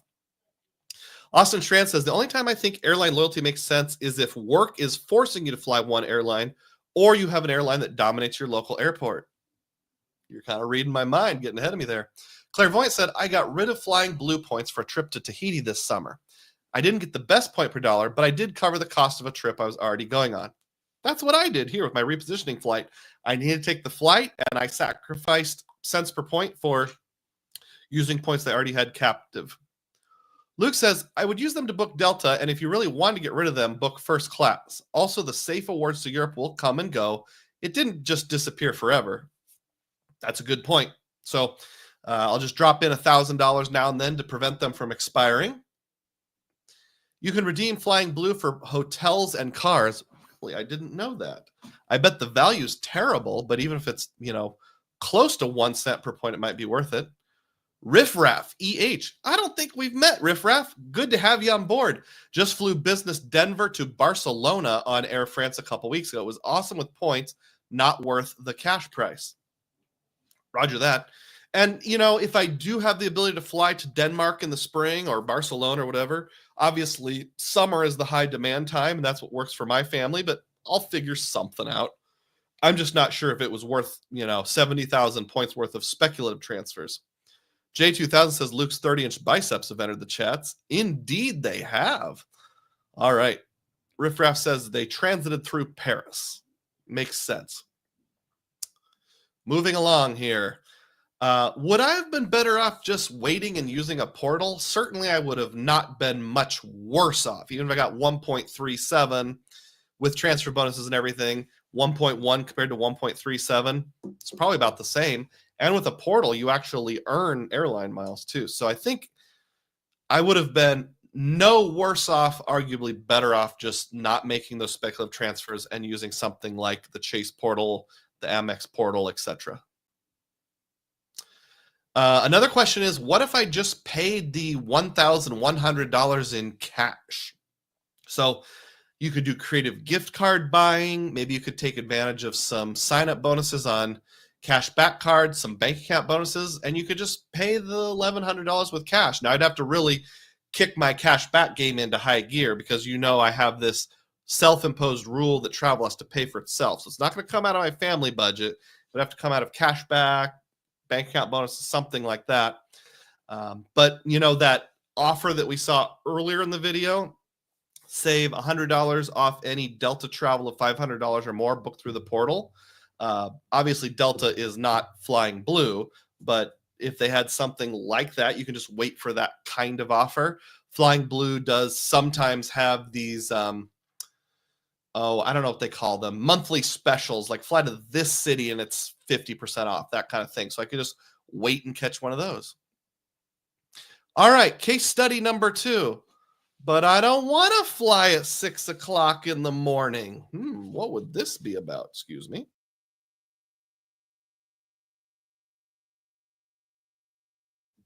What would that be about?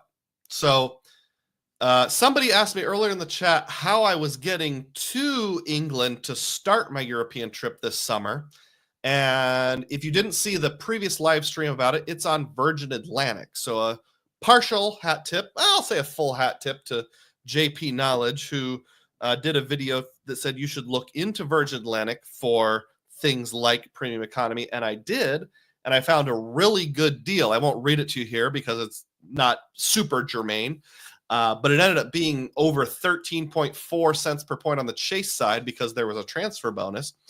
But I have to get to Manchester, United Kingdom, and that departs from New York JFK. So that's where I have to get to. My family lives in Des Moines, Iowa. To start my journey, I have to somehow get to New York City. I got to get to the Big Apple. So what's going on with that? We need to depart from JFK this summer. Now, there's not a lot of flights that go from Des Moines, Iowa to JFK. There's none, actually, that are nonstop. You could do some layovers. Most of the domestic flights that I find are going into either LaGuardia, if you're Delta or American, or over to Newark, if you're United. LaGuardia is a little more appealing because it's closer than Newark, but I need to get to the Big Apple, regardless of which airport I fly into. A direct flight from Des Moines to New York City is strongly preferred. Now, this comes back to the whole family unity thing. We're already going to be stopping in New York City before we even get to England. So, like 2 direct nonstop flights would be what we have to tolerate. If we ended up having 3 different legs, that's pretty yicky. So I'd like to get from Des Moines to New York City directly. Only American and Delta fly that direct. Now, if you go out to like the World Mapper flight thing, it'll show that United flies direct from Des Moines to Newark, but that's only like seasonal flights and only on certain days of the week. On the day that I need to fly, it's American and Delta or bust if you want a nonstop flight from Des Moines to New York City. So on the specific date that we need to fly, and my work schedule doesn't permit me to go any earlier, our flight from JFK leaves on a certain day, kind of late afternoon, like around 5-6 o'clock in the afternoon. I don't want to risk flying the same morning. That'll be too stressful, like if there's delays or stuff. So I can go the day before, but I can't go 2 days before. My work schedule just won't allow it. So there's only one day that works. It has to be one of these days. And if I want nonstop, it's got to be one of these 3 flights. So when we look down here, we see a Delta flight at 7 in the morning. We see an American flight at 8 o'clock in the morning, and then another Delta flight at 3:41 in the afternoon. Now, these are all almost exactly the same price. I think they were within $5 of each other. So price isn't really a concern. It's just schedule. Well, even if, let's just reject the 7-Eleven A1. That's really early. By the time you either drive your own car and park or take an Uber and have them drop you off, or a friend or family member drop you off, you got to get there at 6 o'clock in the morning, even for this 8 o'clock one. Well, I don't want to fly at 6 o'clock in the morning. So one option would be to use Alaska to book an American flight. It is a great points price. So 8:09 a.m. to 11:49 a.m., this is that same 8 o'clock one we saw, would only cost 7.5 thousand miles, 7,500 miles plus $19. Now, once you get to the end, you also have to add in the $50 partner booking fee, and I'll get to that in just a few seconds here. I have over 300,000 Alaska miles left over from my Condor debacle, and I won't go into lots of details, but my original plan was to fly from Minneapolis directly to Germany for my European vacation. But there was this whole lawsuit in Germany, and Condor lost their rideshare agreements with rideshare is not the right word. co-ticket agreement with Lufthansa. And because of that, they dropped like half of their North America to Europe routes. So they tried to put me on a different flight where I had to fly to Seattle. It was like a different day. The time didn't work. I tried booking these flights through Ireland. That didn't work. Uncle Luke made fun of me, rightly so, for even getting involved with Condor. Regardless, I have over 300,000 Alaska miles just sitting there. And my initial reaction is, wow, when you see flights like this, American for only 7,500 miles each, that's great. I'm going to be using that forever. So let's pause for just a moment and catch up on comments here. Riffraff says, on a side note, my Aspire card got me two weak ass upgrades. Diamond status is a joke. I'm done with Hilton. I don't use Hilton because of the Aspire type stuff. I like Hilton for different reasons. I don't really have a lot of data points related to Hilton status. Sam says it would be cool if Americans would benefit from railway services like the UK. It would be much easier and cheaper for local visitors to get around the country. I agree with that. J3 Carlos is here and says, hit that like button. It's free. Thank you, J. Carlos. See if we can get us out of the 70s. JP Knowledge has arrived. Hey, I just gave you a hat tip a few minutes ago for inspiring me to look into Virgin Atlantic's premium economy. I see you're going to Vienna. Are you staying at the Lindner Hotel? I stayed there and the Park Hyatt, booked it before the cap change. 3.5K a night, got 1.5K back for a promo, and they gave me a suite. That's pretty solid. No, when I'm traveling with my boys, we almost always prefer Hilton because the family arrangement is just so much better to have those guaranteed connecting rooms. It just works out well for us. So I'm staying at a Hilton there, not like a Hilton anything, just a Hilton. I think it's called the Hilton Vienna Park or something like that. But it sounds like those Hyatt options are really good options. All right, back to the presentation here. So a little more detail on that, Alaska to book American. So if we look down at the bottom, we want to look at the main cabin over here, $690. That's for 4 people. So that's not really that bad. It comes out to about 1.88 cents per point in main cabin, but we still have to get to the Des Moines airport at 6 o'clock in the morning. Frowny face. Now, for those of you who have ever packed, especially for an international trip, especially if you're going with a family, as much as you tell yourself, I'm going to pack in advance, I'm going to have everything ready to go, some things you just can't pack in advance. Like I use a CPAP for my breathing at night. Well, I need that to sleep, so I can't pack that until I wake up. So I'm waking up, if we have to be there at 6 a.m., we're leaving at 5:30 a.m., best case scenario. I have to wake up at 4:45 and make sure I, pack my CPAP. And I'm the kind of person that I just can't stand to shower the night before. I have to shower when I wake up. So I got to fit in a shower. My wife and I are trying to share the bathroom. We're getting in each other's way. She has to pack certain things for the boys. I use like an exercise roller that I take with me, and I have to pack that in the morning. And like my medicine, well, I have to take my medicine, so I have to pack that in the morning. And it's just, those early morning departures are really stressful. So I don't prefer 6 o'clock in the morning. If I'm traveling all by myself domestically, it's not that big of a deal. I can wake up at 4:30 a.m. and just deal with it.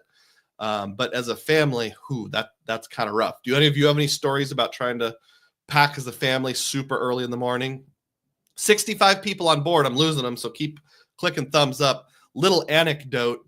My parents both live in assisted living, nursing home care now, but back in the early 2000s, like 2009, maybe, they were still healthy enough to travel with us. And we went to a trip to Pensacola, Florida, and not Pensacola, Panama City Beach. And we flew into the airport in Tallahassee, and our flight to come home was really early. It was like a 7 a.m. flight, and we had to drive a couple hours.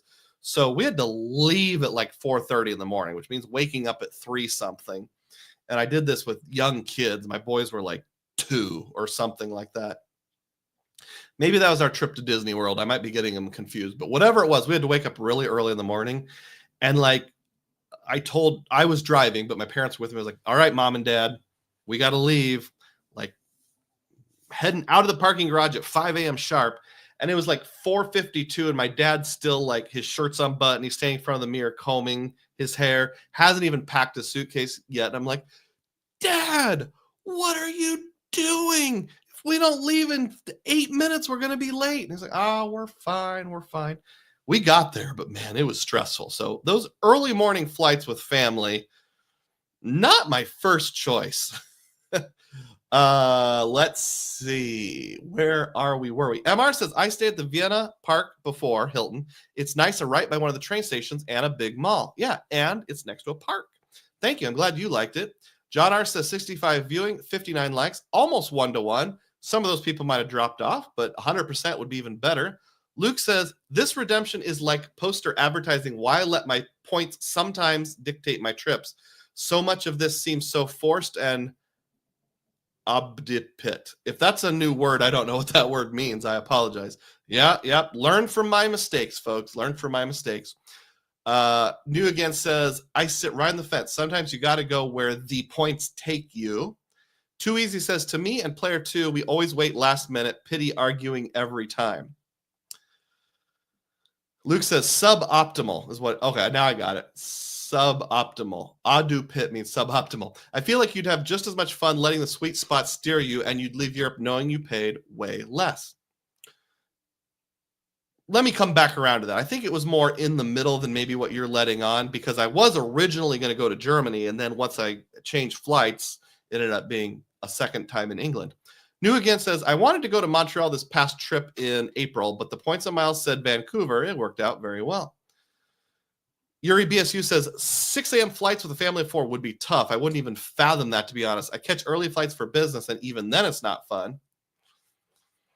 Sam K says, a suit was required, not saying a birthday suit is exempt. That's weird.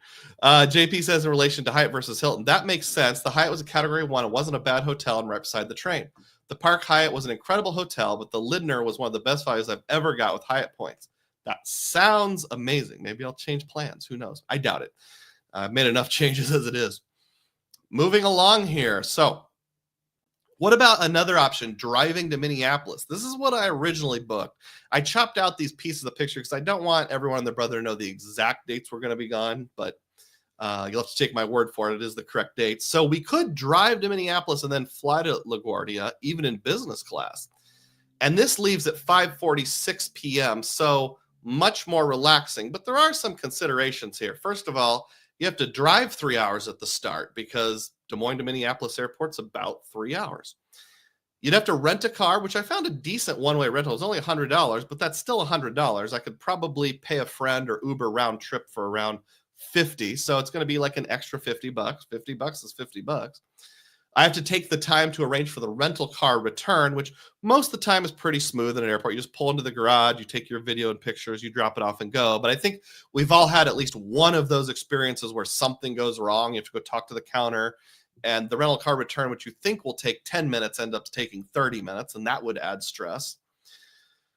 And we would arrive in New York City 2 hours later. So again, there's no settle-in time. I'd rather arrive at 7:30 than 9:30. Get to our hotel while it's still light out, maybe walk around a little, look at the beautiful city skyline. If you're not even landing until 9:29, you're not getting to your hotel until 10:15, best case scenario. So we want to be fresh. It's nice to fly business, but this isn't ideal. This is going to cost me wife points. What about just plain buying the Delta flight? So if we look over here, main cabin would be $710.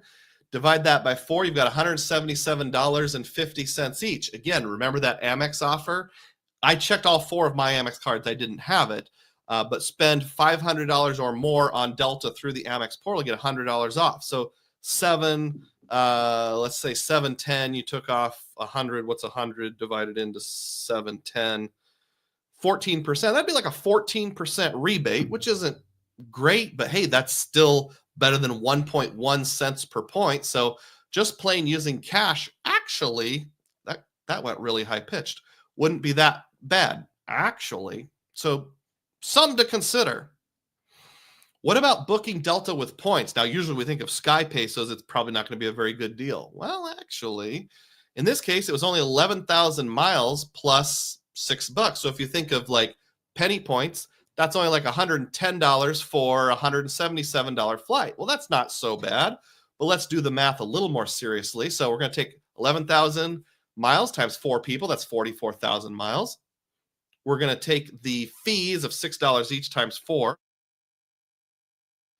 You've got 24 bucks you got to subtract out. And when you subtract that out, don't forget that Amex charges you that weird excise tax of like 6 basis points transferring from Amex to any domestic airline. That's 26 bucks to get your 44,000 points over there. I don't have Delta points just laying around, so I'd have to use Amex points if I went this route. That would come out to $6.60 for the net cost, which would be exactly 1.5 cents per point. Makes sense. Take 44 times 1.5, you got 66.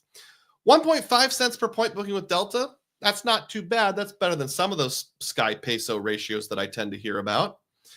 Not a bad option. Not the best in the entire world, but not bad. It's solid. How about using Virgin? Because I know you can use Virgin to book Delta. So if we look down here, 66,000 Virgin points. Oh, that's not as good as the 44,000 plus 22 bucks. I won't read all of it off, but if you do the math here, it comes out to exactly 1 cent per point. Well, if you're going to do that, you might as well just pay for the flight. Just cash out your business platinum points and pay for it. At least that way it's a booking direct and all that kind of stuff. And you don't have to worry about looping Virgin in. Nah, not going to use Virgin points. That wouldn't really make any sense when you could just buy it. How about the Amex portal? Now, again, player 2 has the business platinum. So if we look over here, it's the same $709.96, which rounds off to $710, about 71,000 points. You know, that would be 1 cent per point, not factoring in the rebate that you get. So we've got this many points. You got that 35% rebate because Delta is our preferred airline, her preferred airline. I'm the one logging in. 24,848 points. So if you net that out, that's 46,148. That's 1.53 cents per point. So slightly better than just buying the Delta, using Delta points. Plus, this would count as a paid flight, so you're going to earn a little bit of Delta points, not a lot, but a little bit. This is a good option. It really is good to use the Amex portal, so I would strongly consider that. But wait, there's more. I have to admit, I have a dark secret power. I'm kind of like Emperor Palpatine. Sometimes, I admit it, sometimes I engage in the dark arts. What dark arts am I referring to? Well, Admiral Piat's going to let us know. It's an older card, sir, but it checks out.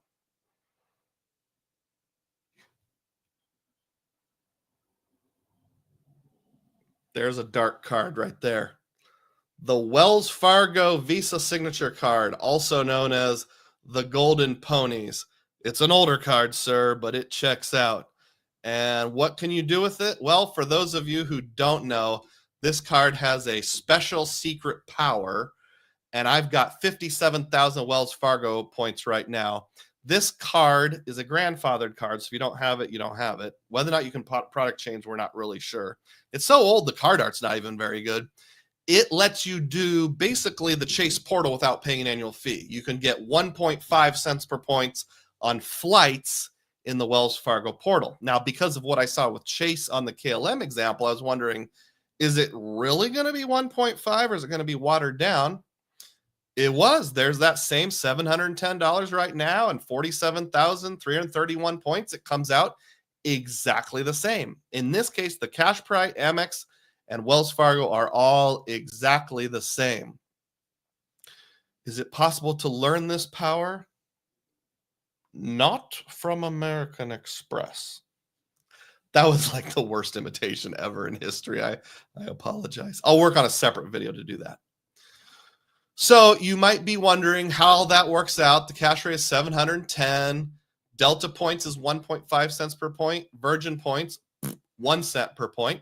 Amex Business Platinum Portal, 1.53 cents per point. Wells Fargo, 1.5 cents per point. So if you were to guess, put your guess quickly in the comments. Which one of these do you think I went with? Hey, we're up over 80 people now. Keep clicking thumbs up. Which one of these options do you think I went with? Da na na na na na na na na na na na na na na. I went with the Golden Ponies. That's right. I actually decided to use Wells Fargo in this case and went ahead and completed my booking.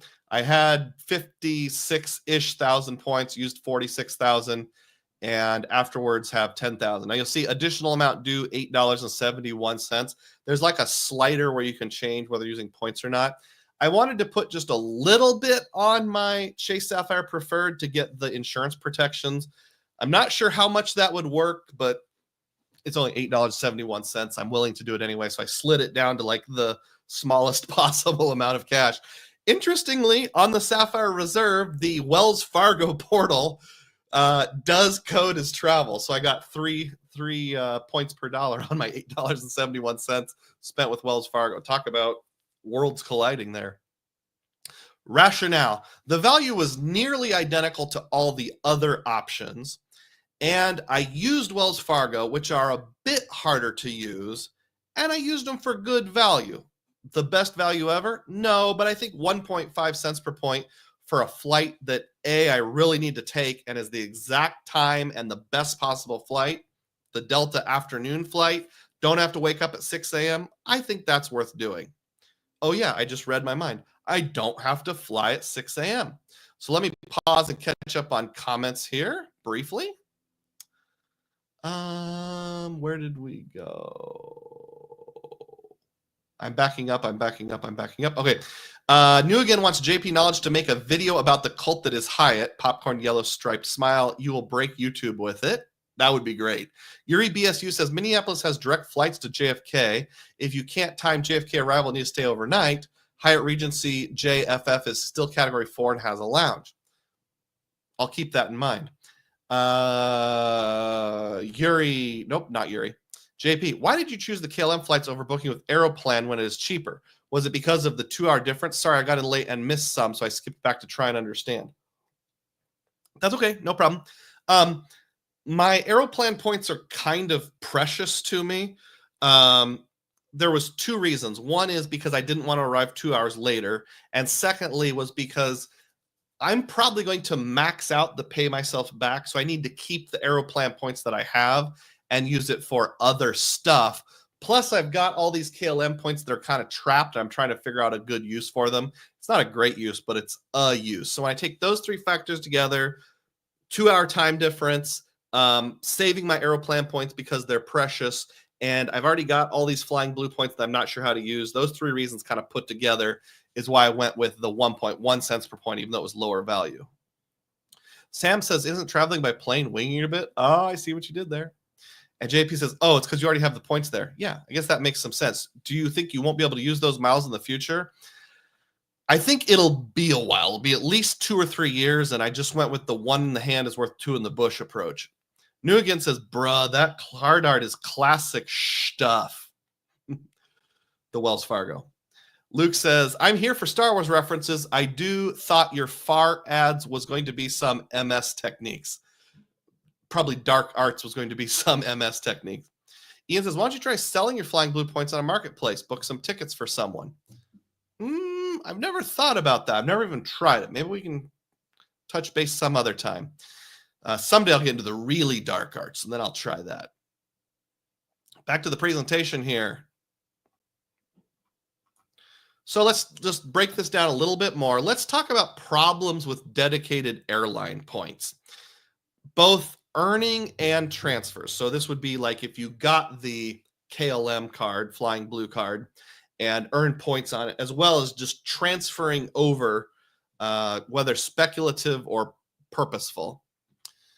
Problem number 1 is plans change. Much like my canceled spring trip to Denmark, I moved over 100,000 points. So I was going to be like, I think it was 120,000, 60,000 there, 60,000 back. I had these other life obligations that came up, had to cancel the trip I don't remember if I canceled it. I think I actually did book it and then cancel it. And which is weird because I thought Flying Blue had like a 70 euro cancellation fee, but I don't ever remember paying a cancellation fee, or if I did, it was a lot less. But que sera, whatever it was, I booked the flights and then had to cancel them. And in those situations, your points get trapped. You can transfer from Amex to Flying Blue or from Citi to Flying Blue, but they ain't going back. That's a one-way street. Secondly, value changes. So some of those flights that were 55,000 points are now 65,000 points. Not that that's going to rule them out entirely, but devaluations happen. That's that whole video from Anthony Venture. And not only does value changes, but uses change, including availability. So like I said, I thought the ability to fly from North America, or not North America, that includes Canada. There's a little more open in Canada than the United States, but to fly from the United States to Europe on Flying Blue in the summer would just always be available. And 2 summers ago in 2023, there was all kinds of availability. This summer in 2025, 8 dates, 2 cities, not very much. Problem number 2 is you can't then use other options. So once you've locked into something like Flying Blue, like Alaska Miles, then you can't use other options. For example, the American Airlines flight from Des Moines to the Big Apple, not having a flight at the right time. Sure, it's great value, but it's the wrong time of day. Factors other than value can be equally or sometimes more important. In this case, I would gladly pay more to be able to fly at 3 o'clock in the afternoon rather than having to arrive at the airport at 6 o'clock a.m. Like I said, wife points more important than American Airlines points. Problem number 3 is not all flights are even open with points. Now, I didn't get into it today in this particular video, but let me give you a couple quick references. Just because a flight exists does not mean it's open to points. So not every flight that American offers is going to be bookable with Alaska Miles. Not every flight that why am I having a small stroke right now? Not every flight that KLM and Air France offer will be bookable with Flying Blue miles, or at least maybe not at a good ratio. Oh yeah, that's what I just said. Or even if it is, it might be an insane cost. Like I said, only 8 dates available for the whole summer with Flying Blue at that, 75,000 or less points. There's a whole lot of flights available for 210,000 points per person, which of course is not a realistic option. A couple examples here. So that Delta Des Moines to New York City flight, that was not even an option with Flying Blue. Now, because Delta and Flying Blue are part of the same airline alliance, which one is it? Is it Star Alliance? Do I have that right? Somebody let me know which alliance Delta and Flying Blue are in. Because they're in the same alliance, Flying Blue will say you can use your airlines to book miles to book any of our partners. Well, I have found very few flights are available out of Des Moines using Flying Blue miles. I found a few from Des Moines to Atlanta, but not a lot. Most of them you have to either drive to Minneapolis or Chicago or something like that, unfortunately. In terms of the repositioning flights within Europe, one of the options was a flight that normally cost $276, but they were asking 42,500 points per person plus $82, which comes out to 0.45 cents per point. So my first bullet point or hyphen here is a situation where a flight doesn't even show up as available with points. My second bullet point is one where it shows up, but the cost is just utterly ridiculous. I mean, 42,500 plus $82 for an intra-European economy flight is just silly. Now let's talk about some solutions here. One is avoid speculative transfers generally. I will admit there are some exceptions, but I'd like to share a graphic with you that helps you think about speculative transfers and whether or not you should do them. I'll get to that on the next screen. Keep your points in transferable currencies as long as possible. Stay here. Stay as long as you can. You've got to cherish it. Stay here and chase Capital One, Wells Fargo, Citi, and Amex as long as you can. until you know with certainty you've got the booking. As Billy Madison would say, stay here, stay as long as you can. Solutions continued. Look at the Joy of 1.5 cards. Now, I could include this guy on here, although he's not open to new applicants anymore, the Wells Fargo Visa Signature. But in terms of cards that either are open to new applicants or at least were until fairly recently, you've got the Sapphire Reserve. You can still get that one. The Aeroplan card, you can still get that one. The Business Platinum from American Express, you can still get that one.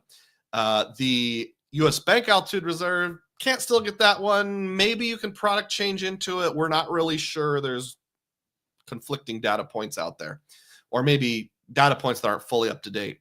So these are all ways you can book a flight through a portal. I know some people have portal anxiety. I've never had any problem with them and have probably done it close to 20 times. Now, I realize my anecdotes do not make for proof. I'm sure somebody's going to say I had this terrible experience with a portal. I think most of the problems go back to COVID when flights were just being canceled left and right. But what I observe is 99% of the time, booking through a portal, you put in your frequent flyer number and you not only get your proprietary points, like let's say hypothetically, I used the Amex portal to book Delta, put in my Delta frequent flyer number, I'll earn Delta points on that flight. But also within 30 seconds, it'll load on my phone. So I can just look it up in the Delta app. I can do seat upgrades there. I can choose my seats there. I can look up the gate and everything. So it's actually super easy. The reason why I made the Business Platinum a little smaller than the other three is I feel like if your use case is just to book 1.5, it's more restrictive because you have to declare one specific airline. If they would let you do that with all flights, then I would make it full size like the other three. I'm kind of rushing to get done here, which is why I'm not revisiting all the comments immediately, but thank you. Keep putting them in. I'll catch up here. What about that special case of Alaska on a limited time frame? So right now you can transfer from American Express to Hawaiian to Alaska, and we're kind of thinking that's going to end sometime this summer. Of course, none of us know for sure, but that's basically what we're thinking. Is that different? Should we handle that differently? That's speculative, but man, some of those American values are pretty good. Well, here's how I'm thinking about it. It's all about how much you travel and where you live. My wife, I transferred enough points to do the Condor debacle, and then my wife picked up a Hawaiian card, which got us like an extra 70,000 points. And all those put together, I have around 300,000 Alaska miles. I thought about moving even more because I'm like, wow, some of these values are just great. 7,500 points for a flight from the Midwest to the East Coast, that's like $75. And a lot of these flights are plus $200. So this is well over 2 cents per point, 2.2, 2.5 cents per point. This is terrific. I should just transfer all of my American Airlines, all of my American Express points over to Alaska. But then I had to stop and think about how much I travel and where I live. I fly 5 to 7 times a year. I don't travel for work. No one's reimbursing me. And I live in Des Moines, Iowa. That's not a hub. It's a small spoke. It's not the tiniest, but pretty small. For me, I don't think the special case of Alaska makes sense. For some people, it might. Think about where you live and how much you can use it. Channel member Chad Pennycuff made this comment when I brought this up. By the way, the Diehards Only, another reason to join, got to see a Diehards Only post where I discuss what my Saturday live stream will be at frequently about and bounce ideas off people. So it's sort of like when you're one of the Dugroz Diehards, I almost consider you like my pool of consultation. Chad said this: you're at a tiny spoke. If you're at a hub, declaring loyalty makes sense. Spoke people need to be free agents. It's the natural order of things. In my humble opinion, that's a show right there, meaning a live stream. Good suggestion, Chad. I took it. It is a live stream. So here I went on World Mapper and looked up only Alaska flights if you lived in or near Seattle, Tacoma. So these are all the Alaska flights departing from Seattle, Tacoma. And there's quite a few. Let's just start counting them. 1, 2, 3, 4, 5, 6, 7, 8, 9, 10. There's got to be more than 100 here. There's probably 150 different options. Truckloads of options. So I think if you lived in the Seattle, Tacoma area, Yeah, transferring those points over to Alaska from via Hawaiian from American Express makes all the sense in the world. What if you were a fan of American and you lived in Dallas, Fort Worth? Oh my word, look at that. It's like Texas exploded. You've got to have, 400 different options. Some of these even go off screens. They go to Europe, they go to the Caribbean, they go to South and Central America, you go over to Asia. You've got so many flipping options. One more graphic to kind of drive the point home here. What if I just limit it to, there are no Alaska flights that leave Des Moines, not a single one. What if I just limit it to American flights, which I would use Alaska Miles for, departing from my home hub, Des Moines, Iowa? It looks like that. Isn't that kind of pathetic? And even if you think about it a little more, here's what we have going on. Most of my flights are going to go to the East Coast or middle part of the country. So I'm probably going to rule out Phoenix and Los Angeles, although my in-laws live in Arizona. So I'll use that once every 2 or 3 years. Dallas is a good choice. Charlotte's a good choice. Washington, D.C. The problem is then you fly into Reagan and you have to transit over to Dulles. And, of course, the hazards of flying into Reagan, slight exaggeration. Philadelphia, and then New York. So it's mostly going to be New York, the D.C. area, and Charlotte, and then Dallas if I'm going to somewhere more middle of the country-ish. The reason I'm leaving out Miami is American only flies once per week on Saturdays to Miami from Des Moines. So that one, it shows, but it's not much of an option. So when you look at that, and this is my last screen, I just don't think being loyal to Alaska really makes sense for me. First of all, I've already got 300,000 miles. I'm planning to use them to fly back from Washington, D.C. on my European trip. I'll fly Lufthansa from Austria to Germany to Washington, D.C., and then I'll fly from D.C. back to Des Moines, and that'll be using some of them, but that might be, 40,000 of my 300,000 miles, something like that. So I don't need any more American Airlines points right now. Staying flexible, being able to take things like the Delta flight at 3 o'clock in the afternoon make way more sense for me. I really like corn. And that's the end of the theme of the day. Thank you so much for watching. I've got a whole bunch of questions to catch up on now, so I shall. Where were we? J2000 says, we need a how Uncle Luke Skywalker uses Skypace video with a lightsaber prop. That'd be awesome. JP Knowledge says, I will admit, because of how much Flying Blue has limited their award space, I found their miles significantly less valuable. I was fortunate to redeem them for saver space return home. Use them. Glad you agree. And then take that times 4 people and try to find space. Tom DeCass says, start at the beginning. I checked the US Bank travel portal. I had success at Boston Logan being cheapest car in mid-March and a 1.5 redemption. I should keep that in mind. Let's see how that goes. Limited saver space. Ian says, I just use Alaska mics on AA and call it a day. I'm way behind, by the way. Alaska Miles. You ain't cool unless you pee your pants, says Clairvoyant. Another Billy Madison reference. Jacobs is just now joining the live. Happy to see you, Jacob. Hope you're doing well. Raymond says Sky Team is the alliance that is Delta and Flying Blue. Thank you for clarifying that, Raymond. I don't know that we've met before. Good to see you, Raymond. Luke says, my day's point. I was not allowed to product change a Cash Plus to a USB AR recently. You tried to change to a USB AR? This is controversial. Much controversy. Ian says, why do you need to be at such a small airport 2 hours ahead of time? I arrived 30 minutes prior to most flights at Logan. Because I'm one of those airport dads that's paranoid.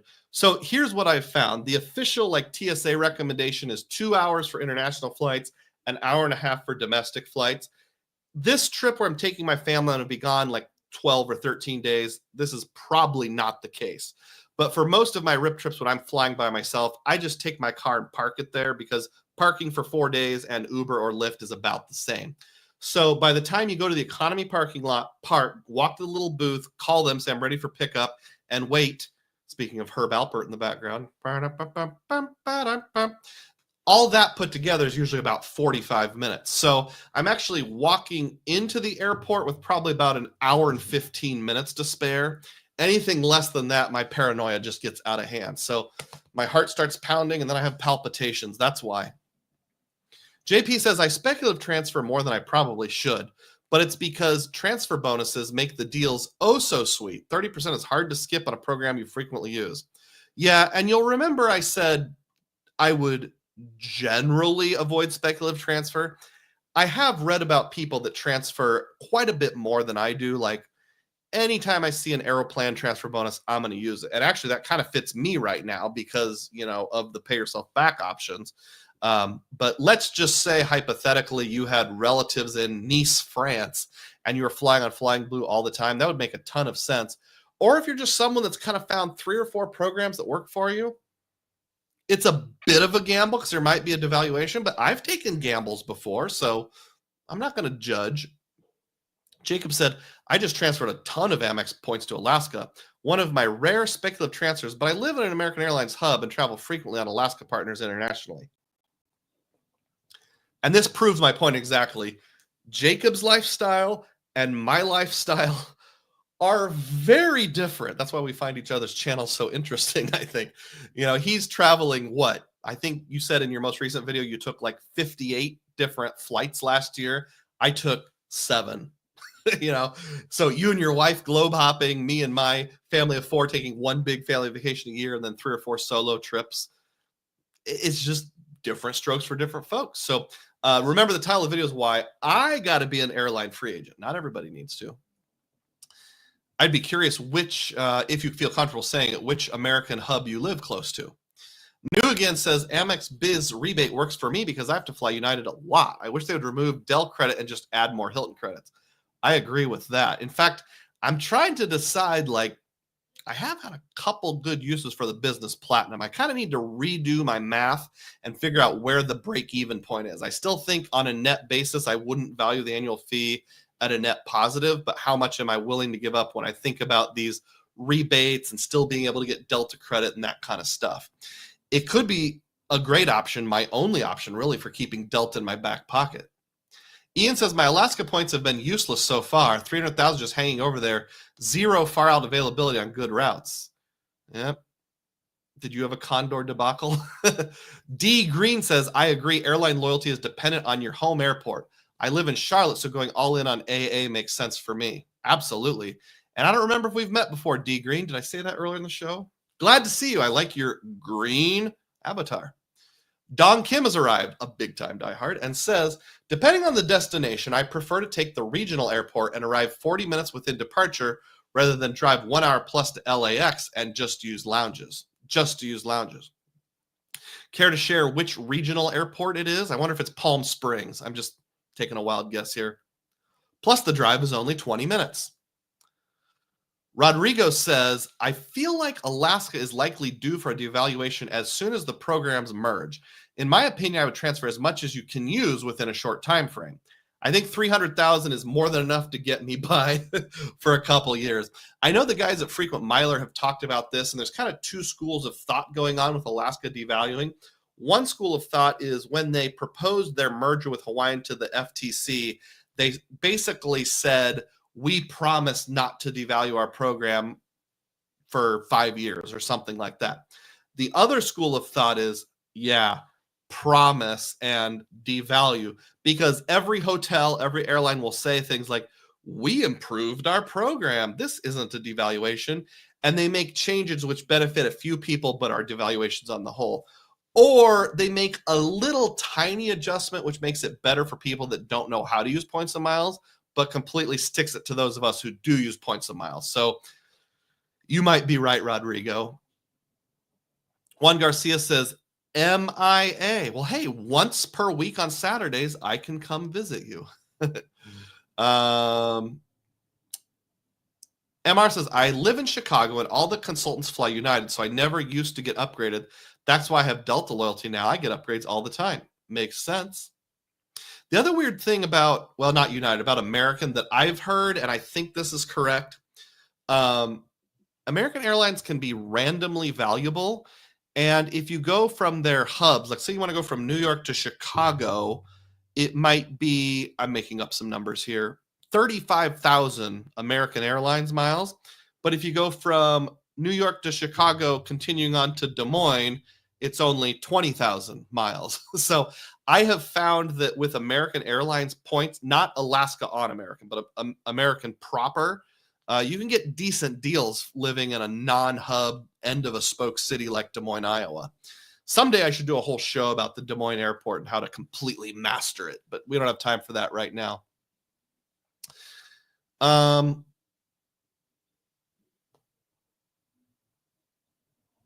MR says, I guess it depends on a multitude of factors for each airport. That's true. Don Kim says it's the Burbank airport that is closest to him. The security line is so short there, there's no difference between TS pre-check and regular. LAX traffic is ridiculous. Interesting. Yeah, in Des Moines, it's a crapshoot. One interesting thing about my airport is it's super popular early in the morning. Those flights departing at 6, 7, 8 in the morning, truckloads of people. And then during the meaty part of the day, it'll be almost dead. And then it gets hopping popular again between like 9 o'clock and 11:30. So that middle of the day Delta flight, there'll probably be like 4 people in line at security. But you go at 6 a.m. for a Southwest flight to St. Louis that's going to go onward to somewhere else, there might be 50 to 75 people in the regular line and only 3 people in the TSA line. So TSA PreCheck does help out in that situation. D Green says, we've met, but I've only been able to join the live a couple times. I mostly catch the replays. Happy to be here. Well, whether it's a replay or live, I'm thankful for you. Appreciate that. New Again laughs at corporation promises. I agree. Ian says, how much do you want to pay for my Delta Sky Club passes?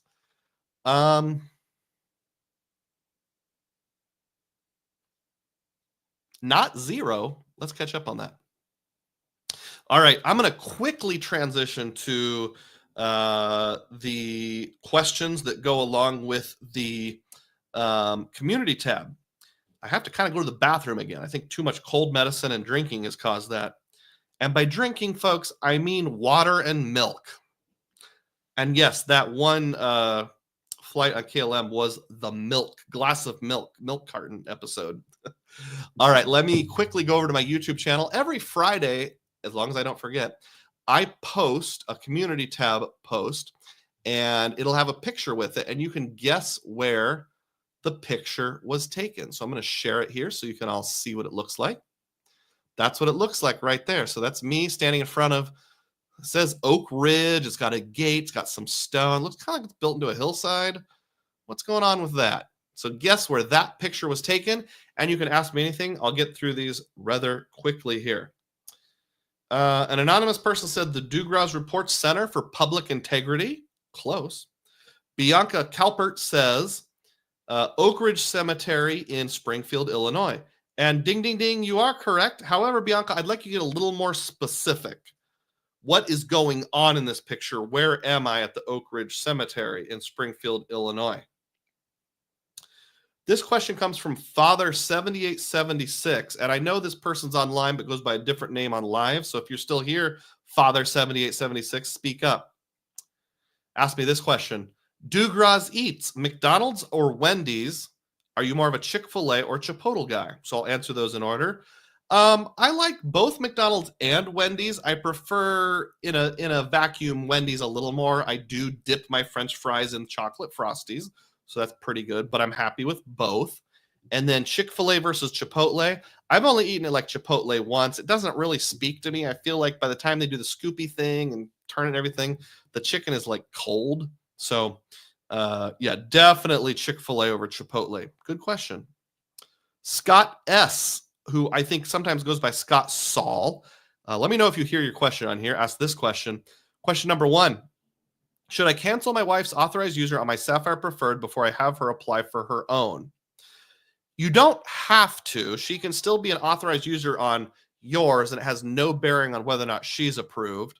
I don't remember if you have to pay for an authorized user on a Sapphire Preferred or not. If you have to pay for it, you might as well ditch it. Number 2, I got off the waitlist for the Robinhood Gold card. Should I consider this card as a backup card when not chasing a sub? I already have the Altitude Reserve. I'm not convinced the Gold card is for me. I wouldn't waste a hard pull on it because I'm like, 2 transferable points only have to be averaging 1.5 cents per point to break even on the 3% from the Robinhood Gold. Plus, you have to pay a little something to have Robinhood. Now, if you already invest with Robinhood, you think it's a good platform, that changes the math a little bit, but I wouldn't open the Robinhood Gold. Hamish Wilson asked this question. What has been your best Wyndham redemption? And perhaps tying to the theme, is being loyal to a brand worth it if it only costs you about $100 a year for the card? My best Wyndham redemption so far was the first time we went to England and Wales, specifically in Wales.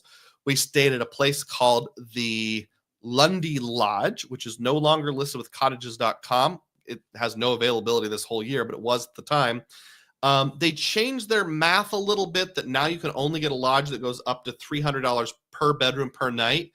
This was before they made that change. It was a little more than that. So I got something like almost 2 cents per point. I want to say 1.87 cents per point. I think I did a video about it, so feel free to search it out. So yeah, my best use of Wyndham points by far has been Vacasa and cottages.com. I'm going back to a cottage this summer, and I think it's going to be epic. And this kind of ties in with your second question. Is it worth being loyal to a brand if it only costs you around $100 a year for the card? Today's video was all about airlines. I think about hotels a little different. For example, my Wyndham Business Earner card costs me $95 or $99 a year, whatever it is, around $100. I get 15,000 points for free. I'm going to use that for at least $150 in value, at least a penny per point. So yeah, it's definitely worth it. And it adds a truckload of value for me, being able to get the 10% discount, being able to buy things at gas stations for 8 points per dollar. So it definitely works out. I would say having a card doesn't automatically make you loyal. For example, I have the Airline card, but doesn't mean I'm automatically loyal to Airline. Let's say that you got a cheap, either no annual fee or the low annual fee Delta card, just because you're going to fly Delta 2 or 3 times a year and you want to get free checked bags or something like that. That's totally cool. But if don't go out and get the top of the line Delta card, the one that's, I don't know how much it is, $595, $700. If you're going to fly Delta from Des Moines to Atlanta once a year, that's probably not worth it. Ian K asked this question. What's the dream? Let's say I give you unlimited points for one redemption. Where are you going? For me, it has to involve a shower on an airplane. Wow, Ian, I am needing to wrap up this live stream. I could go on for an hour. Maybe that'll be a whole live stream of its own. I'm actually going to screenshot this. I'm going to screenshot this. There we go. Took a screenshot. Maybe that'll be a future live. I will give a little bit of just something that might be like my dream domestic trip. And I actually had this dream before I got into points and miles. My dream domestic trip is my wife and I get like a super qualified babysitter to watch my kids. This is when my kids were like 7. And we take a 2-week trip to New England, specifically like Vermont, New Hampshire, and Maine. At one time, I was really into lighthouses. So I would go see a bunch of lighthouses and that kind of stuff. We would get like a cabin or an Airbnb right on the ocean, but it'd be a super calm part of the ocean.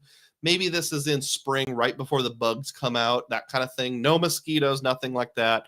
A cabin in Maine where we can just chill out, go into town and hear a bunch of people saying like, "Oh, how you doing? Yeah, hey," in that funny like Mainer accent, which I'm sounding more like a Minnesotan than a Mainer. So if somebody else can do the accent, let me know. Just hang out in a cabin, see some lighthouses, natural things like maybe Acadia National Park, something like that.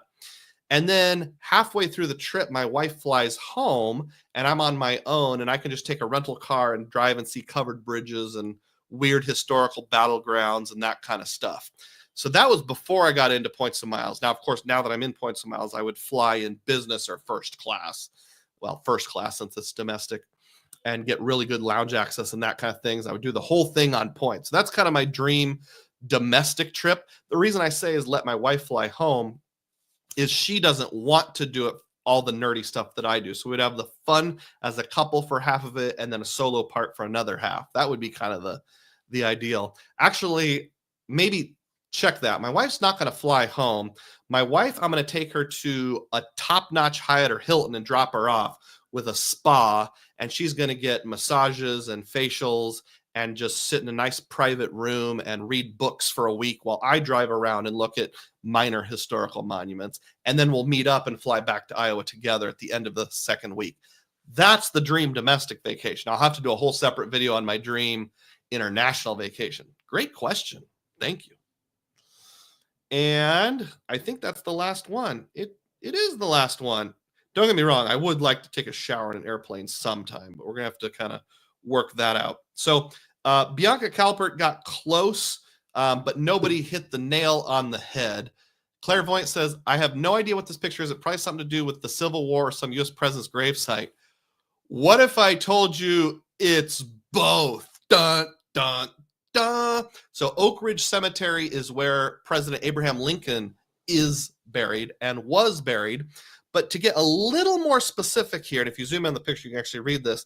This is what they call the public vault at Oak Ridge Cemetery. So before Lincoln was assassinated, he was from Springfield, Illinois, which is why it's in Springfield. Before he was assassinated, Oak Ridge built this vault for any sort of like dignitary or minor celebrity. Like if a city councilman died, the mayor died, a governor, the guy who invented a left-handed wood chopping axe died, they would actually put the casket in this vault built into a side of a hillside so people could go by and pay their respects without having to trample on individual graves. When Lincoln died, they built him this grand monument. So for like 8-10 months, maybe it was more than that, maybe it was a year, they put him in this public viewing sarcophagus. That's not the right word. Tomb isn't the right word. Vault doesn't sound right. There's a whole nother word for it. Can't remember what it is. Let me see if I can zoom in on my phone here. See what I'm trying to think of. This vault held the remains of Abraham Lincoln from May 4th, 1865 to December of 1865. So only May to December, whatever that is, 12 minus 5. That's about 7 months. So that was his temporary grave for about 7 months, if you're wondering. All right, well, we're going to end the live stream here. I'll catch up on comments, but before I do that, I will thank everyone who gave a super chat so far, and you've got a chance to do one more. Ian M came in first and very strong with $20. John R came in with $2. Tom Graber with $5. Xavier with $5. Robert J with $2. MR with $5. And QC Man with $2. So thank you, everyone, for that. Final comments here. We already talked about that. Don Kim says, if you had to choose strawberry milk, banana milk, chocolate milk, whole milk, 2%. Plain old 2% white milk. That's my milk of choice. Thank you, Don. We already talked about that one.